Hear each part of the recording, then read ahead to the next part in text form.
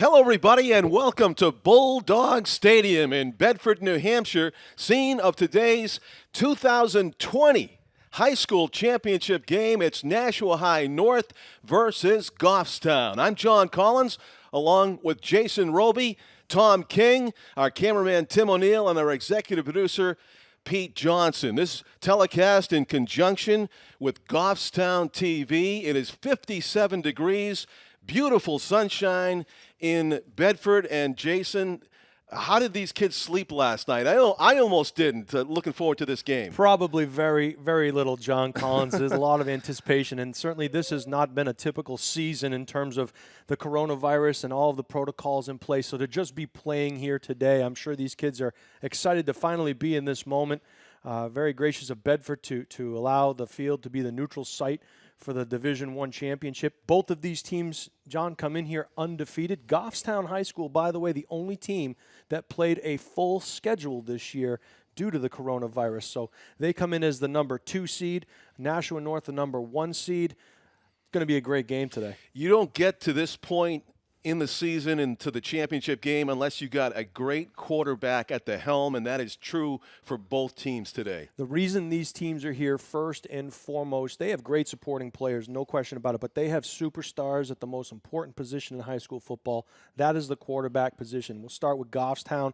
They have Jarrett Henault. Jarrett was an absolute beast this year, one of the front runners for the Gatorade Player of the Year. He was, he has completed 62 out of 111 passes, 16 touchdowns versus only 3 interceptions for 1,153 yards. You say, well, must be a throwing quarterback then. Not quite the story. He also rushed 80 times for 549 yards at 7 yards a clip. So he's accounted for about 28 touchdowns all by himself for this Goffstown team. And as they go, it'll be because of what Henault is able to do at the controls. Now, on the other side of things, you have Curtis Lopez, young man who's been quite remarkable the last few years here in Nashua. Just signed his letter of intent to play at Holy Cross University next year. And Curtis, no slouch himself, he's run for 941 yards on only 97 carries. That's about 10 yards a carry, John Collins. That's a pretty impressive thing,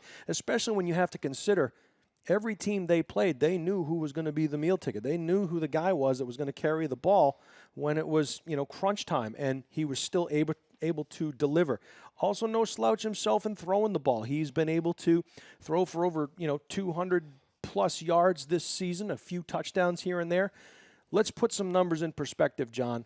Each one of these two quarterbacks accounts for over 205 yards of offense per game. That's a pretty impressive number. That's Gatorade all-state numbers, right, Jason? You think these two guys are the contenders, right? I think these guys are 1 and 2. I've watched 3 games of Goffstown this year. I've certainly seen Nashua North quite a bit, and yeah, I think these guys are 1-2. I think what gives Harris Lopez the edge is his defensive play. He's going to Holy Cross to play defense. He is a beast on player. Defense, yeah. And both of them go both ways. And Curtis Harris Lopez, just a remarkable career at quarterback for a young man who didn't want to be quarterback in the beginning. His coaching staff came and says, "Curtis, we need you to do this," and he made the move, and he's just been spectacular. Need the ball in his hands on every single play. It starts and ends with him. Terrific. Jason Roby is our color commentator today, and he has been a coach for many years in the state, including of this very Nashua North team. It's an emotional day for you. You appeared in the state final with these guys twice. And unfortunately, this would be North's first state championship, but they have a chance. Third time could be third time is the charm, right, John? You beat me to the punch there, and let's hope for it. Certainly there are some keys that Nashua North has to do if they want to win today. Number 1 is the turnovers and the penalties. Have to keep those limited. If you do that, you have a chance. The second thing, and probably the most important thing, Goffstown is a run-pass option team. So Nashua North plays a very aggressive secondary, which can help you at times, but it can hurt you at times. And we're going to watch some film in just a minute here showing a couple of plays where Nashua North, very fortunate to be here today, because Salem, if they had taken advantage of a couple of plays, things could be a little bit different here today. Nashua North very aggressive secondary-wise, so the key for me is how does the secondary play against, it's a play-action look is what you're going to see, and the quarterback, Henault, has the option based on what he sees to either hand the ball off or throw it. Something that Nashua North is not seeing. We're looking at a play right now. This is Curtis Harris Lopez on a carry. We're going to watch, that was what's called a power read. We're going to watch an identical play right here, and you'll see what he's looking at. As soon as the defense widens, it creates a huge gap for Harris Lopez to get up the field, and he's not touched till the second level, and then he can make things happen. So you can see the widening of the defense allows for Harris Lopez to make the play, the backside guard pulling. It's a good Salem team here. Great Salem team, and we're going to see the exact same play here again. Now here's the same play to the other side.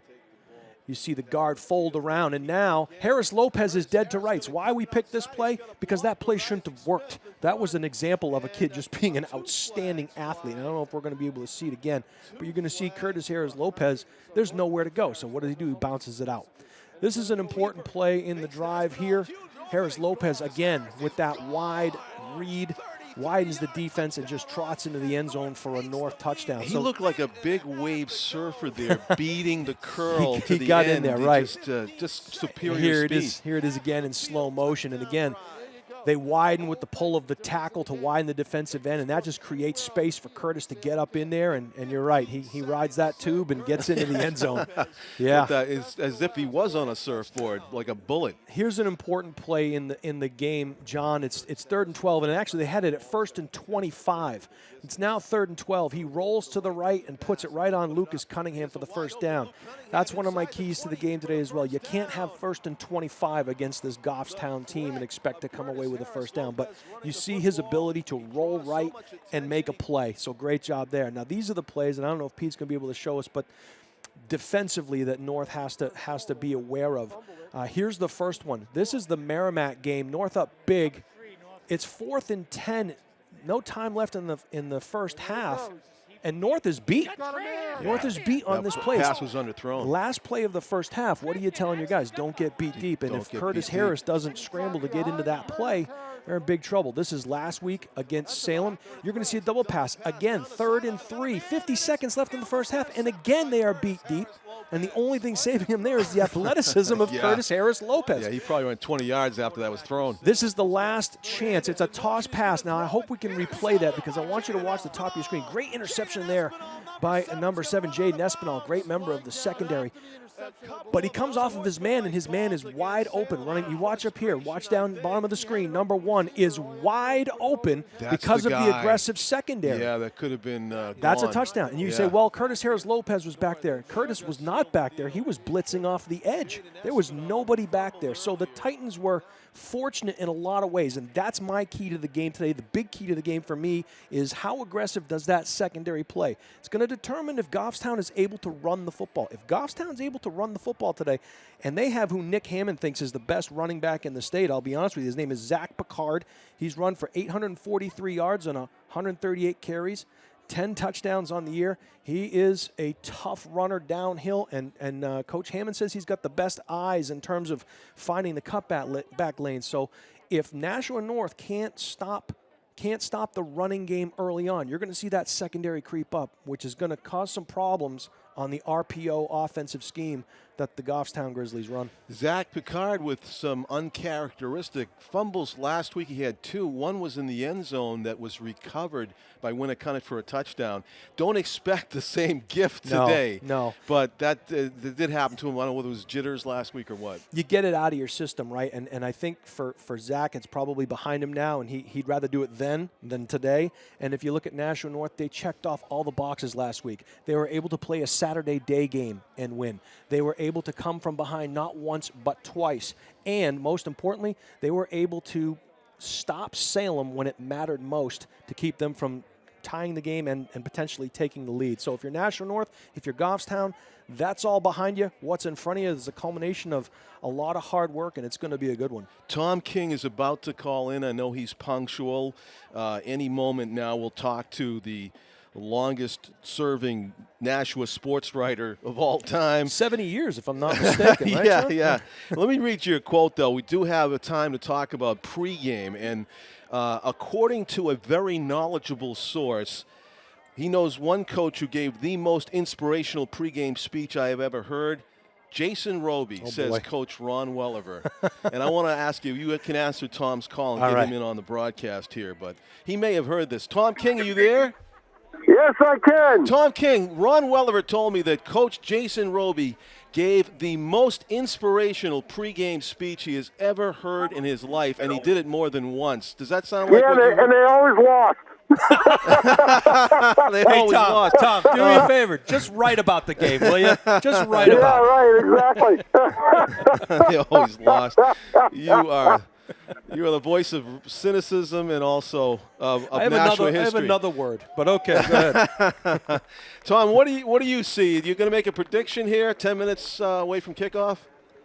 Well, I mean, look, guys, nobody's been able to stop Curtis Harris Lopez when he takes off with the football, turns the corner, and turns on the Jets. No one has. Now, even Salem, which is a good football team, the best team North played all year, they weren't able to do it. And that was the turning point in the game. Plus, North defensively, and Jason, you'll attest to this, but I don't exactly know what Goffstown will run exactly. But North's back in their comfort zone a little bit more against the spread, right? Well, so yes and no. In my mind, what you do in a game like this is who's got the best player? North does. So I go with the team that's got the best player. I have to agree with you, Tom. I think North has the best player. I think scheme will play a part in this game. And I was telling John Collins earlier in the pregame that it depends how Goffstown tries to take advantage of that aggressive secondary. I think you're going to see a lot of play action. North got caught a couple of times last week, and it wasn't even play action. So I think we're going to have to look to see how aggressive that secondary is versus this run game against Goffstown. But, yeah, I agree with you, Tom. I think, the third time is the charm, as John Collins said earlier. I think this is the one that puts North over the hump. It's their time. They feel like they could have been there last year. They have good parts to this puzzle, and it's not just Curtis Harris Lopez. There are other kids that are going to contribute today, and I think they're prime and ready to go. Yeah, there's the one thing that, I'm at a little disadvantage because I haven't seen Goffstown. The one thing I wonder is how much damage can Henault do? Jarrett Henault. I mean, he's a good player. He's got his brother on the team as a receiver. They've got some weapons. They've got some things that they can do. And Nick Hammond is a really good coach who will always have his players in a good position to win because he's a film junkie and he's got everybody in their right spot. So the question is, what can Goffstown do offensively against Nashua North? No question. And the other thing, Tom, is don't forget, Nick Hammond coached collegiately for a couple of years there at St. A's. So him, Joe Batista, his line guy over there, and as well as Dave Jackson also had a cup of coffee at St. A's. So these guys have been around more than just the high school game. Nobody's going to prepare his team better than Nick Hammond, and they're undefeated here, and there's a reason for that. I'm going to give you guys another name that All right, guys, they're going to do the anthem now, so I will bid you adieu, and we will pick it up at the end of the first quarter. Thanks, Tom. We are moments away from the national anthem. Max Ackerman's going to have a huge game today.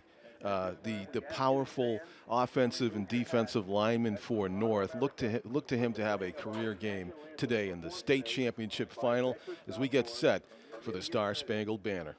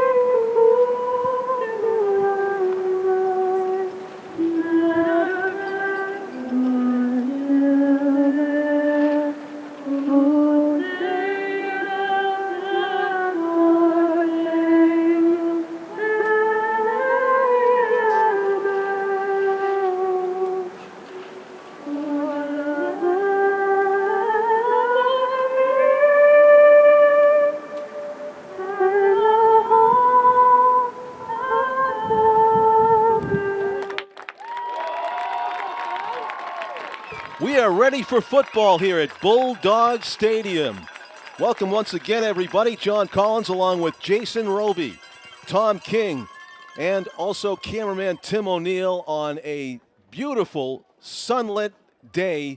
It's a 1 o'clock start here in Bedford, 57 degrees. And Jason, as a longtime coach and a former player, you could dial up better weather than this, could you?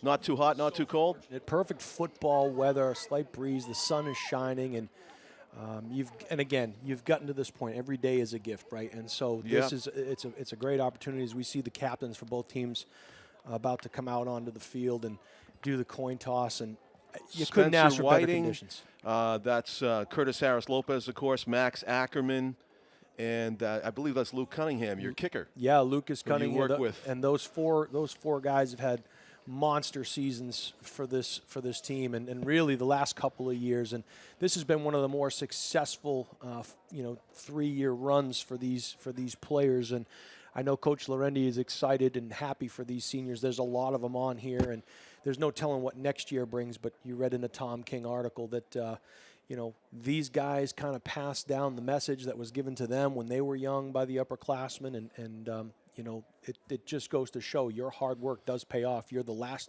team, one of the last two teams standing, as North wins the title and defers. So they'll be playing defense. Wins the title, not the title. Oh, that's a Freudian slip. We're getting a little bit ahead of ourselves. Oh, at boy. least 48 minutes. Wow. And North will start the game on defense. As you can see, Goffstown will be going left to right. The sun will be in the quarterback's eyes for the first quarter as we watch the Goffstown quad captains go off the field, including Nathan Belanger, and Jarrett Henault, their quarterback, wears the number 3, a senior. Looking down the roster, I would say percentage-wise, North's got more experience. I think they have a few more seniors. Maybe not. Well, impact players. I do see a lot of 12s though on the North roster, and just a smattering on Goffstown. A great feeder program in Goffstown, and this is a Goffstown team. Don't forget, John, that was in the state championship game in 2015 and won it all. I won't forget, because Casey Gervais did his Josh Allen impression all year long. A 6'4", 220-pound quarterback that went on to play tight end at Stonehill. Right. And believe me, he was a man among boys in most of the games we saw. He also reminded me of Ben Roethlisberger a lot. I mean, they just dominated that year. They had a running in 2015. back. They had a running back named Connor Bork as well. Connor Bork, he 1-2 punch that nobody could stop, right? Unbelievable. Yeah, just a great play. Yeah, they ended up scoring 42 points, 28 unanswered in that 2015 game to take the title. North's got Curtis Harris and a host of great backs, including Anthony Green. Look for him to do well today. He's a part of the puzzle, and the greatest thing about this team is they all live up to their role. They know what their role is, and they've done it so well all year, and how could you not? You can't argue with the results. As Lucas Cunningham gets ready to kick, Jonah Lopez, number 10, is deep for the Grizzlies. And we're ready to kick this thing off here, John Collins. Both teams, even though they're in the state championship game, gave up a touchdown at the beginning of the semifinals games. Winnacunnet went down and scored on the opening drive, and Salem did the same thing to North. And I think the reason is because both of those teams were playing offenses that they really weren't used to seeing. You had a triple option that Winnacunnet ran against Goffstown, and a wing T that Salem ran against North, and they weren't used to those offenses. Took a little while to get acclimated to it. So decent field position here for Goffstown to begin the game at their own 31-yard line, and North trying to prevent 2 straight games in which they gave up points and trailed. And we'll see what something's got to give here as Jarrett Henault takes the high shotgun snap, gives it to Zach Picard, and Picard gets just a few before he's driven back by that great defensive line of the Titans. Yeah, that's going to be the big matchup today, I think, is the offensive line against the 3-4 front of the National North Titan defense, and can they not go backwards and keep the penetration from getting to those linebackers. And that's going to be where the battle is won or lost today, and it's going to dictate how the secondary plays, as we mentioned pregame. And again, I got my eyes on 61 there. The third from the bottom in the 4-3. There's the throw to the right, and it is complete. Good hands by Sasso on the wing. That is number 19, Will Sasso, who took it in. And He is 3 yards short of the first down. It'll be 3rd and 3. Sasso, 148 yards, 3 touchdowns, and only a few receptions this year, so they want to get him involved early. Big 3rd down and 3.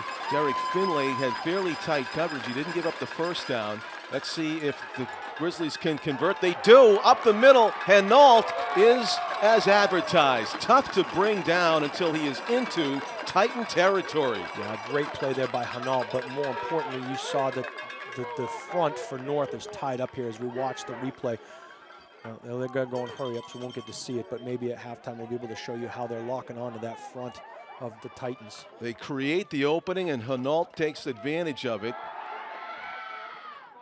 As we go to the first down carry, Henault will keep this one. Short gain. Try to go back to the well. And then the first penalty of the game is going to go against the Grizzlies. Don't want to see penalties in a championship game, as I can attest that 2010 Pinkerton and North accounted for 20 some odd penalties in the championship game. It was an ugly game. If you're Goffstown, you know, you hope that's the last one you see on the day. They'll mark off the 10-yard spot foul, and that's going to be a game changer for the moment. This is a neutral site here in Bedford, but as Jason pointed out before the game, not quite. No, Goffstown has played here actually twice during the year. They played, I believe there was a postponement or a cancellation, and the Bedford field became available, and they also played Bedford first game of the year. So a lot of these kids end up playing in Bedford rather as well. As you see the screen there, they ran trying to run a jailbreak screen, and a high pass. North had it snuffed out pretty well. Yeah, Lucas Cunningham providing the intimidation there. He was in the area, and it seemed like there was a little bit of alligator arms going on by Robert Schaefer. Not that I blame him. I mean, that pass was not quite on the numbers. So it's going to be 2nd and 25 now for Goffstown. Henault has a man in motion. That's Jeremy Henault, his brother, that's going to set up in the left slot to form trips left. Now under center backing away again is Jarrett Henault. Calling the signals. 2-step drop. He's going to set up and throw. Hit as he throws. It's picked off. Right in the linebacker, Curtis Harris Lopez down the sideline, and nobody's going to get him. Curtis Harris Lopez with a pick 6 to start the scoring just a minute and a half into the game. Great job there by the Titan defense. They had decent pressure up front. The Titans read pass all the way. Harris Lopez drops. You'll see it here on the replay as he reads his blocks well, finds the near sideline, and they're not going to catch him. Huge play to start this off, and a great way to begin this championship game if you're the Titans. So the secondary playing a huge part in the game. I'm at a loss, Jason, about what that Jarrett Henault saw when he let go of that ball, because there didn't seem to be a red jersey in the picture when Curtis picked that off. Could be a play breakdown. Could also be you got happy feet back there facing a rush like he hasn't seen all year. Luke Cunningham is going to boot this up and through. 7-0 for North. Curtis Harris's first touch of the football, and he's got about a 47-yard touchdown return on the interception. And you just look at him go here. They're not going to get him. He has incredible speed. He's got an incredible nose for the ball. He reads blocks well. He reads angles well, and he becomes an offensive player, a punt returner, a kick returner, a defensive back on a pick 6. And when the ball's in his hands, he's got a nose for that end zone. Great start for the Titans. We have enjoyed every moment of the Curtis Harris Lopez show since he started getting more and more playing time as a freshman and a sophomore, both ways. I am saddened that he's not going to play offense at the next level, because I know what a joy it is to watch him play. And I know that Holy Cross is the home of Gordy Lockbaum. It is. You and I are old enough to know who he Yes. is. 2-time Heisman Trophy finalist. Yes. He played both ways for Holy Cross. And incredible. I think Curtis Harris Lopez could do the same thing. Well, the game, I want yeah. Gordy Lockbaum too. Coaching staff of Holy Cross, take note. There you go. This guy makes a 53-yard wide field look like a Little League field. I mean, he just gets to the corner so easily, and great kick coverage by the Titans there. Yeah, special teams extremely important. You've seen it early on here as Nashua North able to kick the extra point. Lucas Cunningham then pinning them deep down in their own territory at about the 12-yard line. And that ball almost recovered by the Titans. Michael LeVake had to jump on it real quick. So Goffstown will set up shop 1st and 10 on their own 12, and this is not they're used to being behind. They have had to come from behind. Had a lot of games where they've scored 35, 36 unanswered points, but I think they're facing a team like they haven't seen so far this year. So Goffstown back on offense, their second series of downs following the turnover, the pick 6 by Curtis Harris Lopez. Picard with some room. He's still on his feet, churning ahead, has a big chunk on 1st down. Yeah, Picard is just a hard, tough, downhill runner there, and you see the example, and this isn't something you want to see as we have an injury. At all. Toby Halpern looks like the starting guard for the Goffstown Grizzlies is down on the ground, and not a good sign. Yeah, and he's indicating his left leg, the one that's closest to the ground, is hurting. In these instances, I always root for a cramp, because then it's something that they could just, recover from and get back on the field. Yeah, they're looking at the knee, unfortunately, John. You can tell by the way the trainer put her hands on there and is stretching it out. And yeah, it's definitely a knee, so we're hoping for the best for Toby. Yeah, that's just a double whammy when you're a blow when you're a young man that's in your state championship game, and obviously a key player to get him there, and he's thinking, not only do I have to deal with this injury, but it just happened early in the game, and I don't get to play the rest of the game. See the replay here, and you see what happens. He falls backwards over the legs of another player, and his foot looked like maybe it got caught there. So hopefully he'll be back in the game. He limped off under his own power. We'll have to see, but the backup guard now comes into the game, and I'm not sure if that's George Pierce, number 77 there on the left side of the Goffstown line. We'll see. George, no slouch size-wise either. They big up front, as are the Titans. And Zach Picard gets tripped up there.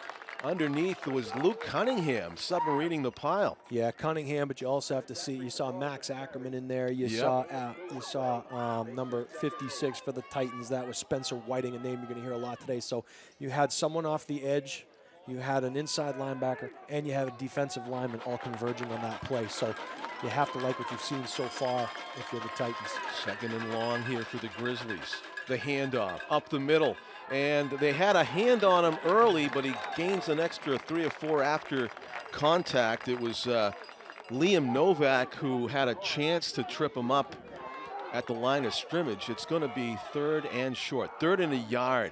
That's a good, tough run there by Picard, and also in on the stop there was Lucas Cunningham falling backwards. So this is a huge play right now. You got to keep the ball out of the hands of the Titans if you're Goffstown. I'd be surprised if anybody but Henault handles it here. He's gonna give it to Picard, and he's able to plow forward. The forward progress may have gotten him the 1st down. And that's a design play. You'll see the backside guard and tackle, John, both pull. So there was no way Henault was going to carry that ball. You watch here, backside guard and tackle pull. They're trying to kick out Cunningham and seal up the field. Yeah. Picard drives the legs, not sure if he got enough. Of course, Henault, if he had kept it, who knows? But the blocking wouldn't have been there for him. Yeah. And I don't know if we're going to get a measurement. We are. Yeah, it is that close. Looks like the nose of the ball. Right. Spencer Whiting was in there in the middle, and it was tough going to get that yard for the Grizzlies.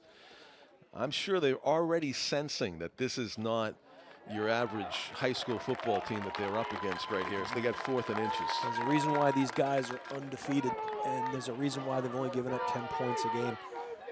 Goffstown has a state championship. They got it in 2015. North's been denied twice. They have some of the most talented and hungry players in their school's history here trying to win a championship for their team.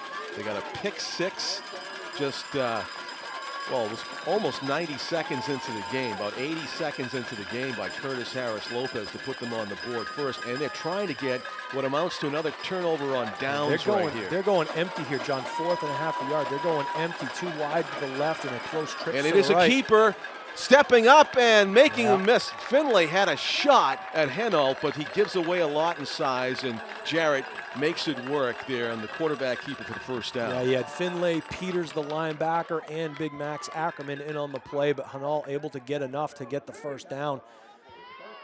And a pretty gutsy call there by Nick Hammond as it's fourth and not much in your own territory. Credit Henault with a nice cut back toward the pile there. You saw Finlay afraid that he might try to go outside, and Henault made a nice read. Handoff up the middle. Picard is hit by Whiting and Ackerman as he made his way through the middle. Short gain on first down. You know, John, the thing is the Titans are making them work for everything they get. There's 3 and 4 guys in on every tackle. Even when Picard is able to get 3 hard-earned yards, he's not being tackled by one guy. There's 3 guys coming to the dance at all times. We haven't really seen Goffstown try to beat North around the end, have we? No jet sweeps or anything like that? Quick hitter, and it's complete for the first down near midfield. That is Caden Perry on the reception. Just did a slant and stopped. Yeah, Perry has 18 receptions, 403 yards, 7 touchdowns on the year. So he's the #1 guy right now. Unfortunately for Goffstown, the first game of the year, they lose Peyton Strickland. He's about a 6'3", 210-pound wide receiver who had 10 receptions against Goffstown. Yeah. Hasn't played all year, injured in game 1, but Strickland will be the guy. And Picard slams into the wall right at the 50-yard stripe in the persons of Travis Holbrook and again Spencer Whiting, Ackerman. Just a great defensive line, and I don't know how many times you can try to go to the well in the middle there before you go around end. And that's just it, John. As we talked about pregame, can the front of North control the line of scrimmage? And if they do, the secondary doesn't have to get involved. Picard trying to go around end this time, and he gets turned back into a mass of white jerseys. Yeah, led there again by Whiting. Cunningham, I believe 51 was in on the play Travis too. Holbrook, yes. I mean, again, 3 guys just wwaiting for the play. And really, Liam Novak blew it up. He was in so deep, he made Picard just come almost to a stop before he made his cut inside. So interesting to see what Goffstown has dialed up here if they go to the quick 1-step throw again. It's a 3-step, and he's taking a shot. Henault down the field, has a receiver, he has it! What a reception going up and over the defensive back, Will Sasso, his second great hands catch of the game. And I think they like the height advantage that Sasso has here as the play is well covered. That was a perfect throw and catch. And a good job there defending by Derek Finlay. The young sophomore had a chance, but they took advantage of that play there. So 1st and 10 now for Goffstown, and we'll see if they can knot things up here or if North can tighten up the D. With a pro-style completion there, the Grizzlies from Henault to Sasso. Henault's going to keep it. He's got some room on the outside. He cuts it back in the middle, still on his feet. That could be a live ball. And they're going to say it was down by contact at the 1. I'll tell you what, we watched that replay. I thought the play was to the left.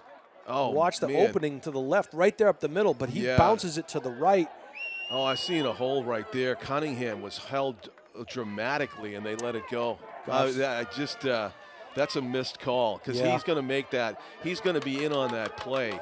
That was a continuous hold on number 5 for the Titans. Well, 1 or 2 guys get the ball here, and they think you know what's going to be. And it's Henault up the middle for the touchdown. Uncontested. Jarrett Henault with a 1-yard dive, and we have a potential tie game depending on the extra point here. The Grizzlies shocked the Titans with that long pass play from Henault to Sasso to rescue that drive.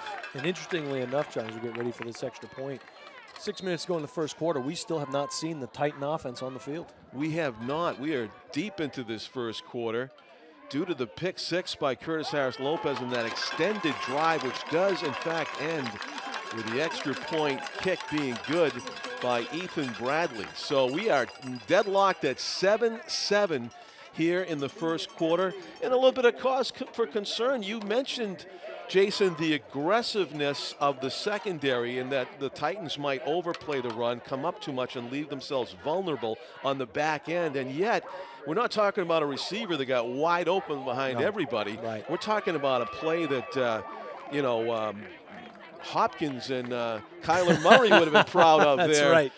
For the Arizona Cardinals. I mean, that was just precision that they needed. It's a well-covered play, and you have to go up and make a play, and that's exactly what Goffstown did.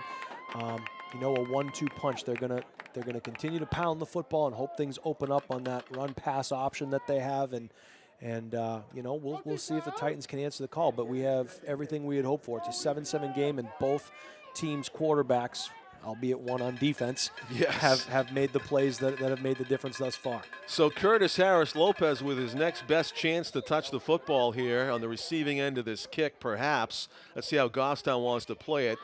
They're trying to angle it to the corner. It's going to go out of bounds easily, and that's going to be a flag. That's a live ball, and you see number 7 down there for Goffstown running. Perry. Yeah. And Cunningham must have known it was out of bounds. Depending on the bounce, they could have got really fortunate right there, but it did go out of bounds. And they'll get good field position here. So the one thing you know is that Are they going to put it at the 40? It looks like. Well, let's see where they put it down. The officials do not set the ball anymore. They just drop the beanbag, and you see Zach Mazak with the football. A great center in his own right, and Coach Lorendi will tell you losing him last year was as big a loss as losing Harris Lopez, because he sets the tone for that offensive line, does Zach Mazak. Or the Patriots lost their center last year. That hurt a lot. That's right. So, yeah, a key player, especially in a shotgun formation like that, the Wildcat, what you go with Curtis Harris Lopez at quarterback. His first touch on offense. Jaden Espinal's in motion and fakes the handoff to Jaden, and he exploits a seam on his feet past midfield. Curtis Harris Lopez bites off a huge chunk on his first carry of his finals game. That's a great play call right there by the Titans as they get the action going to the left, and Harris Lopez makes a great read, cuts it back to the right side. And I think Goffstown was probably expecting to see what they saw last week against Salem, and they change it up a little bit. So great play call by the Titans on first down. That's Espinal in motion once again. And the handoff to Jaden. He picks up a couple of blocks, stumbles, tackled himself on that play as he's upset. It was well blocked on the perimeter, and Jaden with an opportunity to get to the outside, but unfortunately just lost his footing there. So that'll set up second down and 10. Of course, as we know with this Titan team, no amount of yards is insurmountable. It is so true, especially when number 2 has it. Especially if he gets beyond the defensive line, and he does many times untouched, he can just break it all the way. And here he goes. As Curtis Harris jumps over a couple tacklers, and he is inside the 35, I believe it is. John Collins, you're going to see the Nashua North Titan offensive line win the battle up front. They pushed that Goffstown defensive line back, and Curtis just picked and chose where he was going to go. So good job up front by that senior laden offensive line. That was right on cue, too. You said no amount of yards matters. Second and 10, move the chains. That's it. On the Curtis Harris Lopez carry. Hands it off up the middle.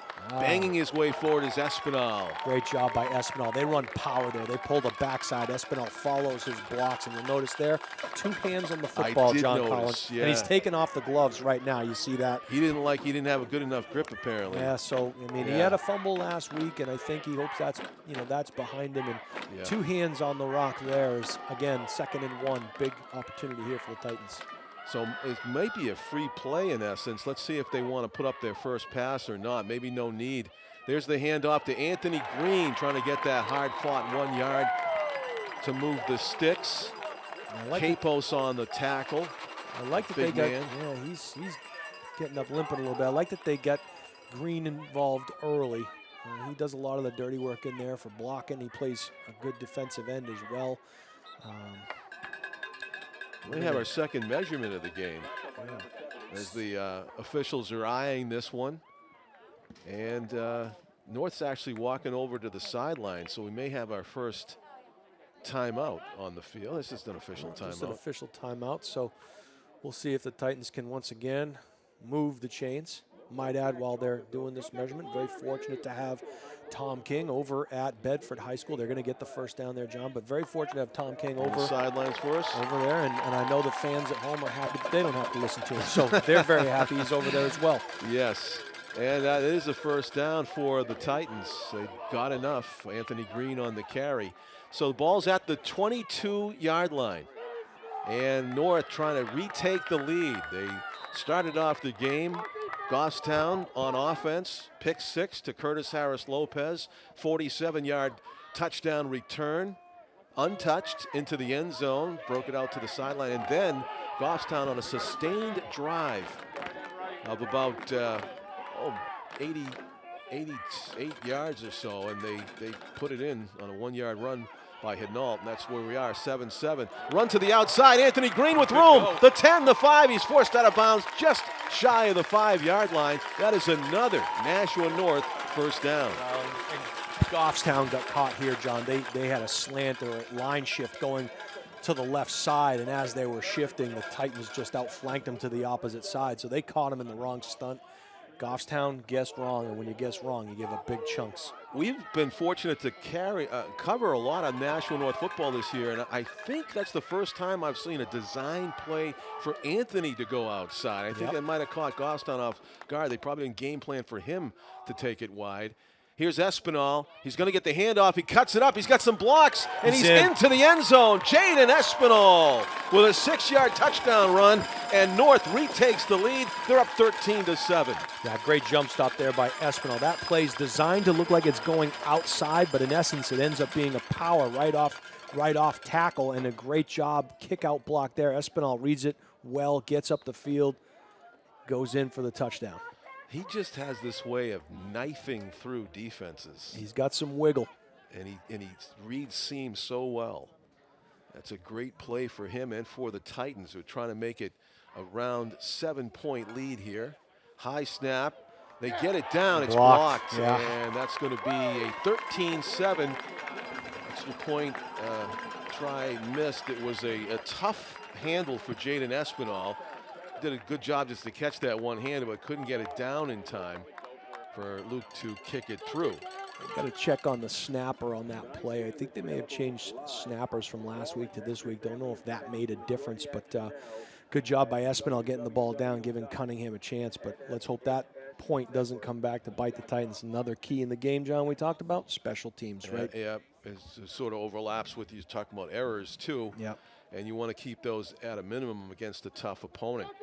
So the Grizzlies will come out to receive kickoff for the second time in this game. They took the opening kickoff, and North had great coverage on that, forced Goffstown to start at their own 12-yard line. What's the over-under you had from this, John? Because it's 13-7. I had a here. score in my mind, and it's pretty high, Jason. Okay. I want to tell you, it's my over-under was in the 70s. Okay. Yeah, so. Giving the defensive coordinator some sleepless nights following this one, huh? I just thought Curtis Harris-Lopez was going to have an amazing game. Well, nice to see the other elements of that offense coming into play early on, too. I'm not saying he needs to score all the points because. Oh, the dealer. I love it. The handoff and some room here down the right hash. Oh. That's Caden Perry who took it. Let's talk a little bit about that play, John. Perry, a little bit shaken up there. They can't afford to lose him, but he catches the ball. He puts his back to the action. Londonderry High School back in the 80s, famous for this play. And then they run a series of counter crisscrosses, wondering who's got the ball. A little bit of deception. The key to that play is to find the second-level guys. They're like pulling guards. That usually tells you where the ball is going, but good for Goffstown to run the dealer. Love seeing it. The dealer. Yep. We are 1st and 10 now for the Grizzlies. Ball at the 27-yard line of Goffstown, trailing by 6. As you see, just under 4 minutes left in the first quarter. It's been a very exciting Division I state championship football game so far. Jarrett Henault is going to be calf roped by Spencer Whiting, who usually knocks people into next week, but that time he just hung on for dear life. Yeah, and Henault falls forward. Wonder if he would have been better served to hand that ball off to Picard, but second down and about 7 now. Number 3, Jarrett Henault, your state champion in 195-pound Division II wrestling. So he actually went up against Kyle Gora of Alvern earlier this season. You had 2 quarterbacks who were champion wrestlers going at it. Goffstown got much the better in that one, and they've been getting much the better of most teams. Their toughest battle was in week 1, 26-21. They beat Bedford on this field, as you mentioned, Jason. So that was a tough team, and I think they haven't faced the same athleticism, speed, maybe strength on the football field since that game, as they're doing here today against North. Let's see what happens on 3rd and 1. The fire and the completion, or did he drop it? It hit the turf. So there's 4th down and 1. Yeah, there's a great example of a throw on 4th and 1. What do you think of that? Third. It was 3rd. Now it's 4th and 1, oh, right? But yeah. Sorry, that was 3rd and 1, but still, you got Henault right there. And little tidbit of information here for you. You might not have known this. Picard is on the national rugby team. Are they really going to And punt? he's punting right now. Picard 23, is on national rugby team. Yeah. Wow. I don't know I'm the impressed. age group or what, but He's like a fire hydrant with speed, and he's going to punt this one. Down the field it goes. Curtis Harris got a charity hop, so he's going to field it, and he falls forward. Harris tackled by the 30-yard line there. And I'm going to laugh because I haven't seen that happen all season.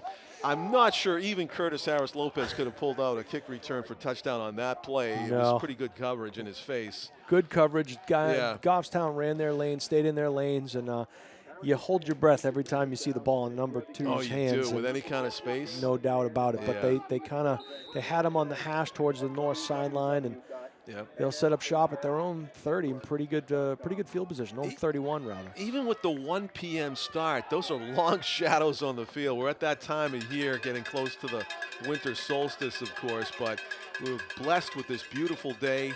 57 degrees at the start. Espinal is in motion. The faked handoff to him. Stiff arm by Curtis Harris. He's going to cut it back the other way and make some short yardage out of it. Curtis Harris Lopez just stiff-armed number 52 for Goffstown, and who credit him? Matthew Dalton came back to make the tackle, and but you look at Dalton, he's a pretty big fella right there. Yeah. So get off of me, 220, 30 pounds. He's a strong dude. He picked up Curtis 2 Harris, on a play when most of us would have lost 4. Exactly. Yes, and that's key. So there's the handoff, and Espinal knifes his way through. He dropped it. He gets it back. Boy. And again, you see Capos on the ground there for Goffstown. That's not good. No, he's their big man in the middle on both ways, and he is not going to be able to play the next play.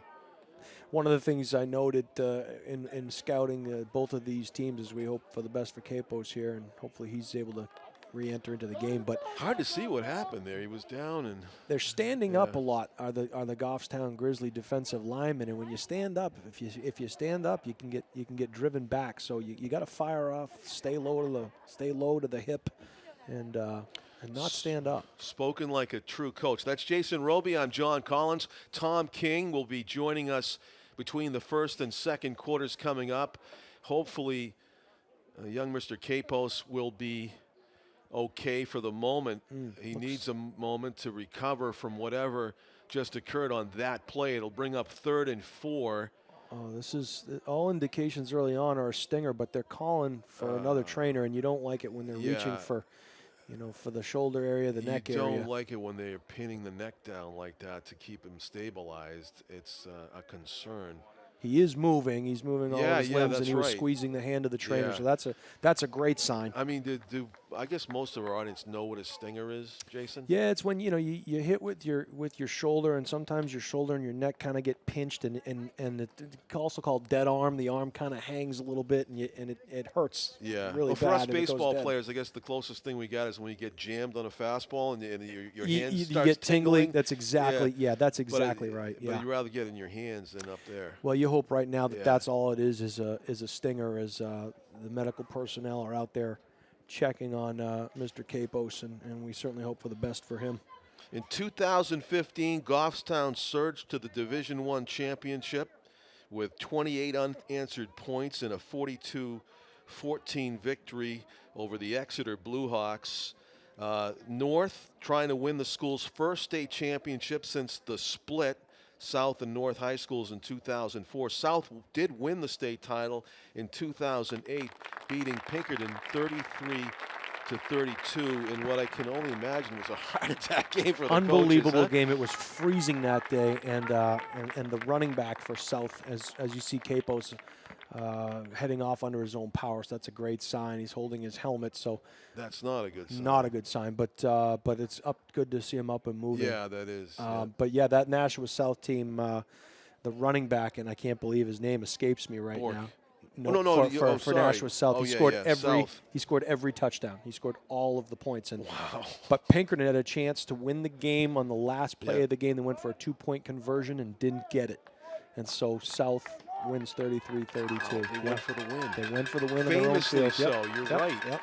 Yeah. So it was a pass to the left side, and it was a bit too long, and the cheering began, and everybody got to those warm buses, I'm sure, very quickly. It was a cold day. Wow. Yeah. So back to work for the Nashua North offense, 3rd and 4 at their own 37-yard line. Curtis Harris Lopez is Isaac Smith in motion, now sets up shop in the right slot. Pair of receivers to each side of the field. Nathan Belanger checks in I believe at that's defensive Mwangi tackle. there. He's following the blocks of Yeah, Espinal and yeah, Mwangi. yeah, Curtis Harris yeah. at the 50, the 40, the 30. Nobody's going to catch him. Curtis Harris Lopez with another jaunt down the field for a touchdown, making it look easy in the state championship game, and North leads it 19-7. Just they had the numbers at the point of attack. They blocked down at the point of attack. You could see him block the new defensive tackle, Nate Belanger. They had more numbers at the point of attack than Goffstown had defenders, and then you could see there's no way they were going to catch him. A great example, Ryan Cody, the inside linebacker for Goffstown, who's been out with a broken foot for a while. He started to give chase, and then about 5 yards into it said, nope, not going to get this one. He did. It was futile. Yeah. I mean, that was just another display by Curtis Harris of how he makes this field look small. They're going for 2 now to get back that missed extra point, and it's Isaac They're Smith. going to get it. He's going to walk in, well blocked on the perimeter, and Goffstown at this Terrific point job has blocking. no answer.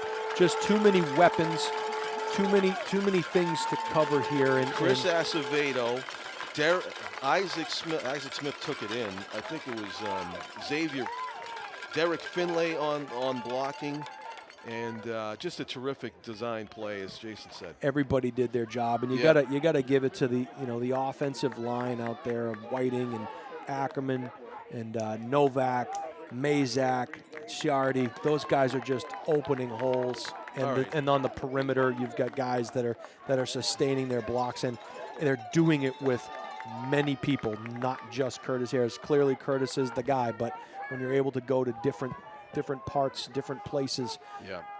Goffstown really scrambling now, down a couple of scores here in the first quarter, 21-7. In the first quarter, that's a lot of points. Yeah. 28 points are up on the board.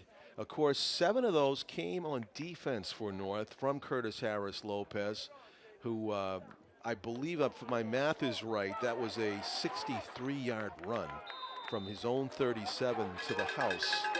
So he's good for 3 of those a game. He's got 2 already if you count the one on defense. I hope Tom brought his calculator, because there's going to be a lot of yardage here toward up. Certainly is. The record for a Nashua high school team in a state final was those 33 points by South in 2008 over Pinkerton. A return by Michael Levesque back to the 20. Yeah, they tried that dealer play again, and Levesque really with nowhere to go. The Titans did a good job of just staying in their lanes and waiting for the ball to come to them. So a nice job. So 1st and 10 for the Grizzlies. And they must score every time they touch the ball. It looks like they're in one of those games if they expect to compete against the Curtis Harris Lopez show in this Titans offense. They've got the pieces to be able to put up points in bunches. There is a concern, yeah. They went down the field the last time they had the ball, so let's see what the Titans There's a defense however can do. in there. They have not played a defense like this Titan team. Here comes the rush, and they're going to get to him. On cue. Wow, you are so right. Numbers 53 and 44. Evan Soros and Jack Peters have a meeting at the quarterback. And it's not their own quarterback, it's Goffstown's for the sack.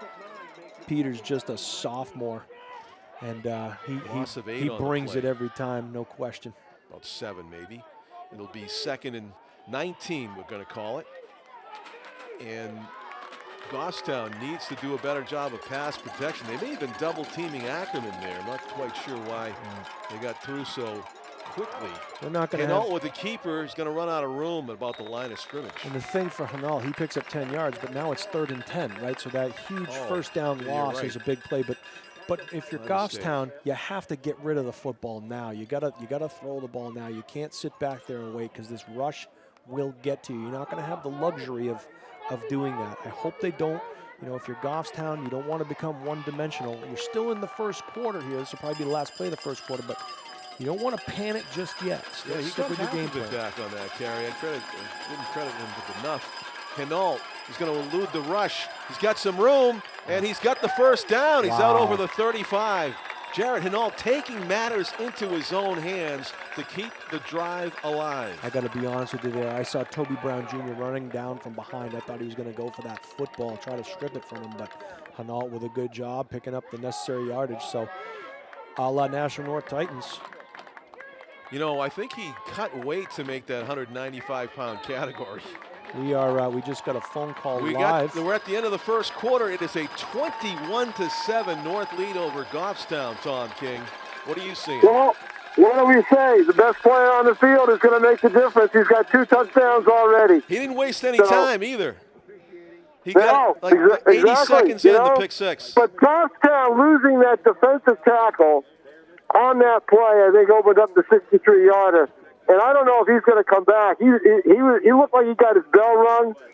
And they haven't said anything, but he was hurt earlier in the year with a concussion. And sounds like he might have another one the way he looked. But we'll see if he comes back into the game or not. Yeah, Capos was holding his head as he went off the field. And that was very unfortunate to see. And that's probably going to be a devastating blow to the Goffstown Grizzlies, both on offense and defense. Meanwhile, he was a two-way lineman. Right, he was a two-way lineman, and he's probably the best college prospect. Other than Harris Lopez, he's the best college prospect in the state. Yeah, so, he's got pro size. You know, that's a big loss for them if he doesn't come back. So we'll see how that works out on both sides of the ball. Meanwhile, Henault's doing what he does. He's making plays when he can. So we'll see. North's going to have to buckle down on defense to prevent the big play. Okay, guys, we'll talk to you at halftime. There's Tom King from the sideline here at Bedford Bulldog Stadium. And a very impressive first half for the Titans. It is Jarrett Henault's ball right now, and he is the reason why we say this game is far from over, because he could be capable of taking his team down and scoring every time they touch the ball. We'll have to wait and see. Here's the handoff, and it is Picard again. Yeah, Peters. Zachary gets pulled down after a decent game. Peters fills that hole relatively quickly, and against any other team, Picard's probably still running. But no, he got only got one. My mistake. I thought he got more than that. This Titan defense is just fast. They just react and get to the football quickly. So against anybody else, he's probably still going. But against this North defense, they're going to have to find another gear because these guys have their ears pinned back right about now. A formidable pass rush and run defense for the Titans. As you can see, Ackerman got a good piece of Picard, and he got 4 or 5 yards after that. You're not going to find a guy in the state that runs harder after initial contact than Picard, but 56 there for the Titans was Whiting, and he was holding on. But 3 guys there, the initial contact. Picard's going to sleep well tonight. Powerful legs and built low to the ground, and tough to bring down, and proved there as he makes it, instead of 3rd and long, 3rd and short here. It's probably 2-down territory for a quarterback like Henault. Will be rolling the dice. They'd like to make this on 3rd down. There's the handoff. Picard has the first down. He's across midfield, gang tackled at the 45. But again, the 1-2 punch. Jarrett Henault and Zachary Picard getting it done, moving the chains for Goffstown. Those are the 2 guys that they've ridden the coattails of those 2 guys. They're the bread and butter, and if they want to stay in this game, it's going to be up to those 2. Grizzlies line looking pretty good despite the loss of Capos. Open up a nice hole for Picard there on 3rd and short. Goffstown hasn't thrown for a while. Would be surprised if they went to it on 1st down. They Titans are ready for it, though. And they're going to go deep down the left side. Wide open, a blown coverage, and waltzing into the end zone for a touchdown is Jeremy Henault. Brother to brother, and oh brother, what happened to the Titans defense on that play? hate being right. Oh. You know, I think he did a pump and go there, John. He pumped. Maybe the defensive back bit on the first move. And, again, the aggressive play of the Nashua North secondary comes back to bite him. And as Sure you it said, does. Henault to Henault, brother to brother. He just puts a punt up there, and his brother runs underneath it and waltzes into the end zone. I don't think Jeremy Henault could believe how open he was as he basically made a fair catch. You do not get more open than that. And it is a 7-point play after the extra point for Goffstown. We're back in a one-score game here, Jason. Yeah, you have a great play by, and again, you know, we talked about this, John, pregame, didn't we? We talked about if the Grizzlies can run the football, if the Grizzlies can get success moving the ball via the run, that in essence is going to bring that secondary up.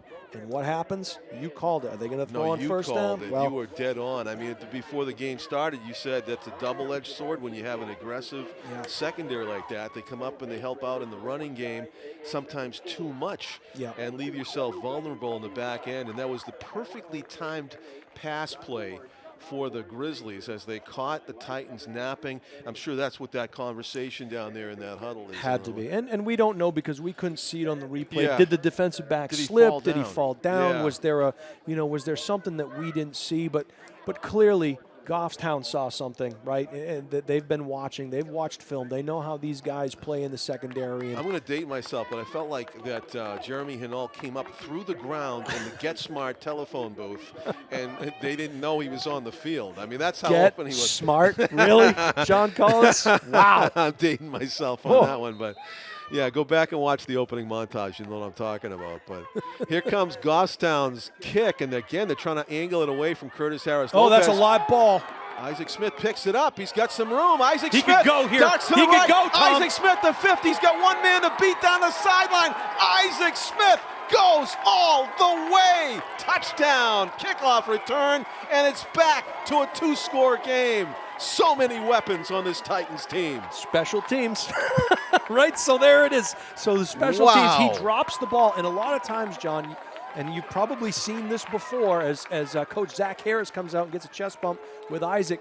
No relation to Curtis Harris. No relation.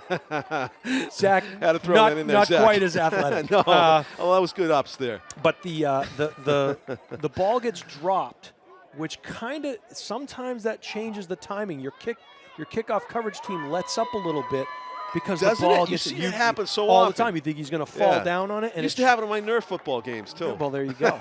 Maybe a different result though, as Isaac Smith goes the distance. Yes. Oh, awesome play. And that's a backbreaker, as Lucas Cunningham smashes it through the uprights. Great kick, great hold there.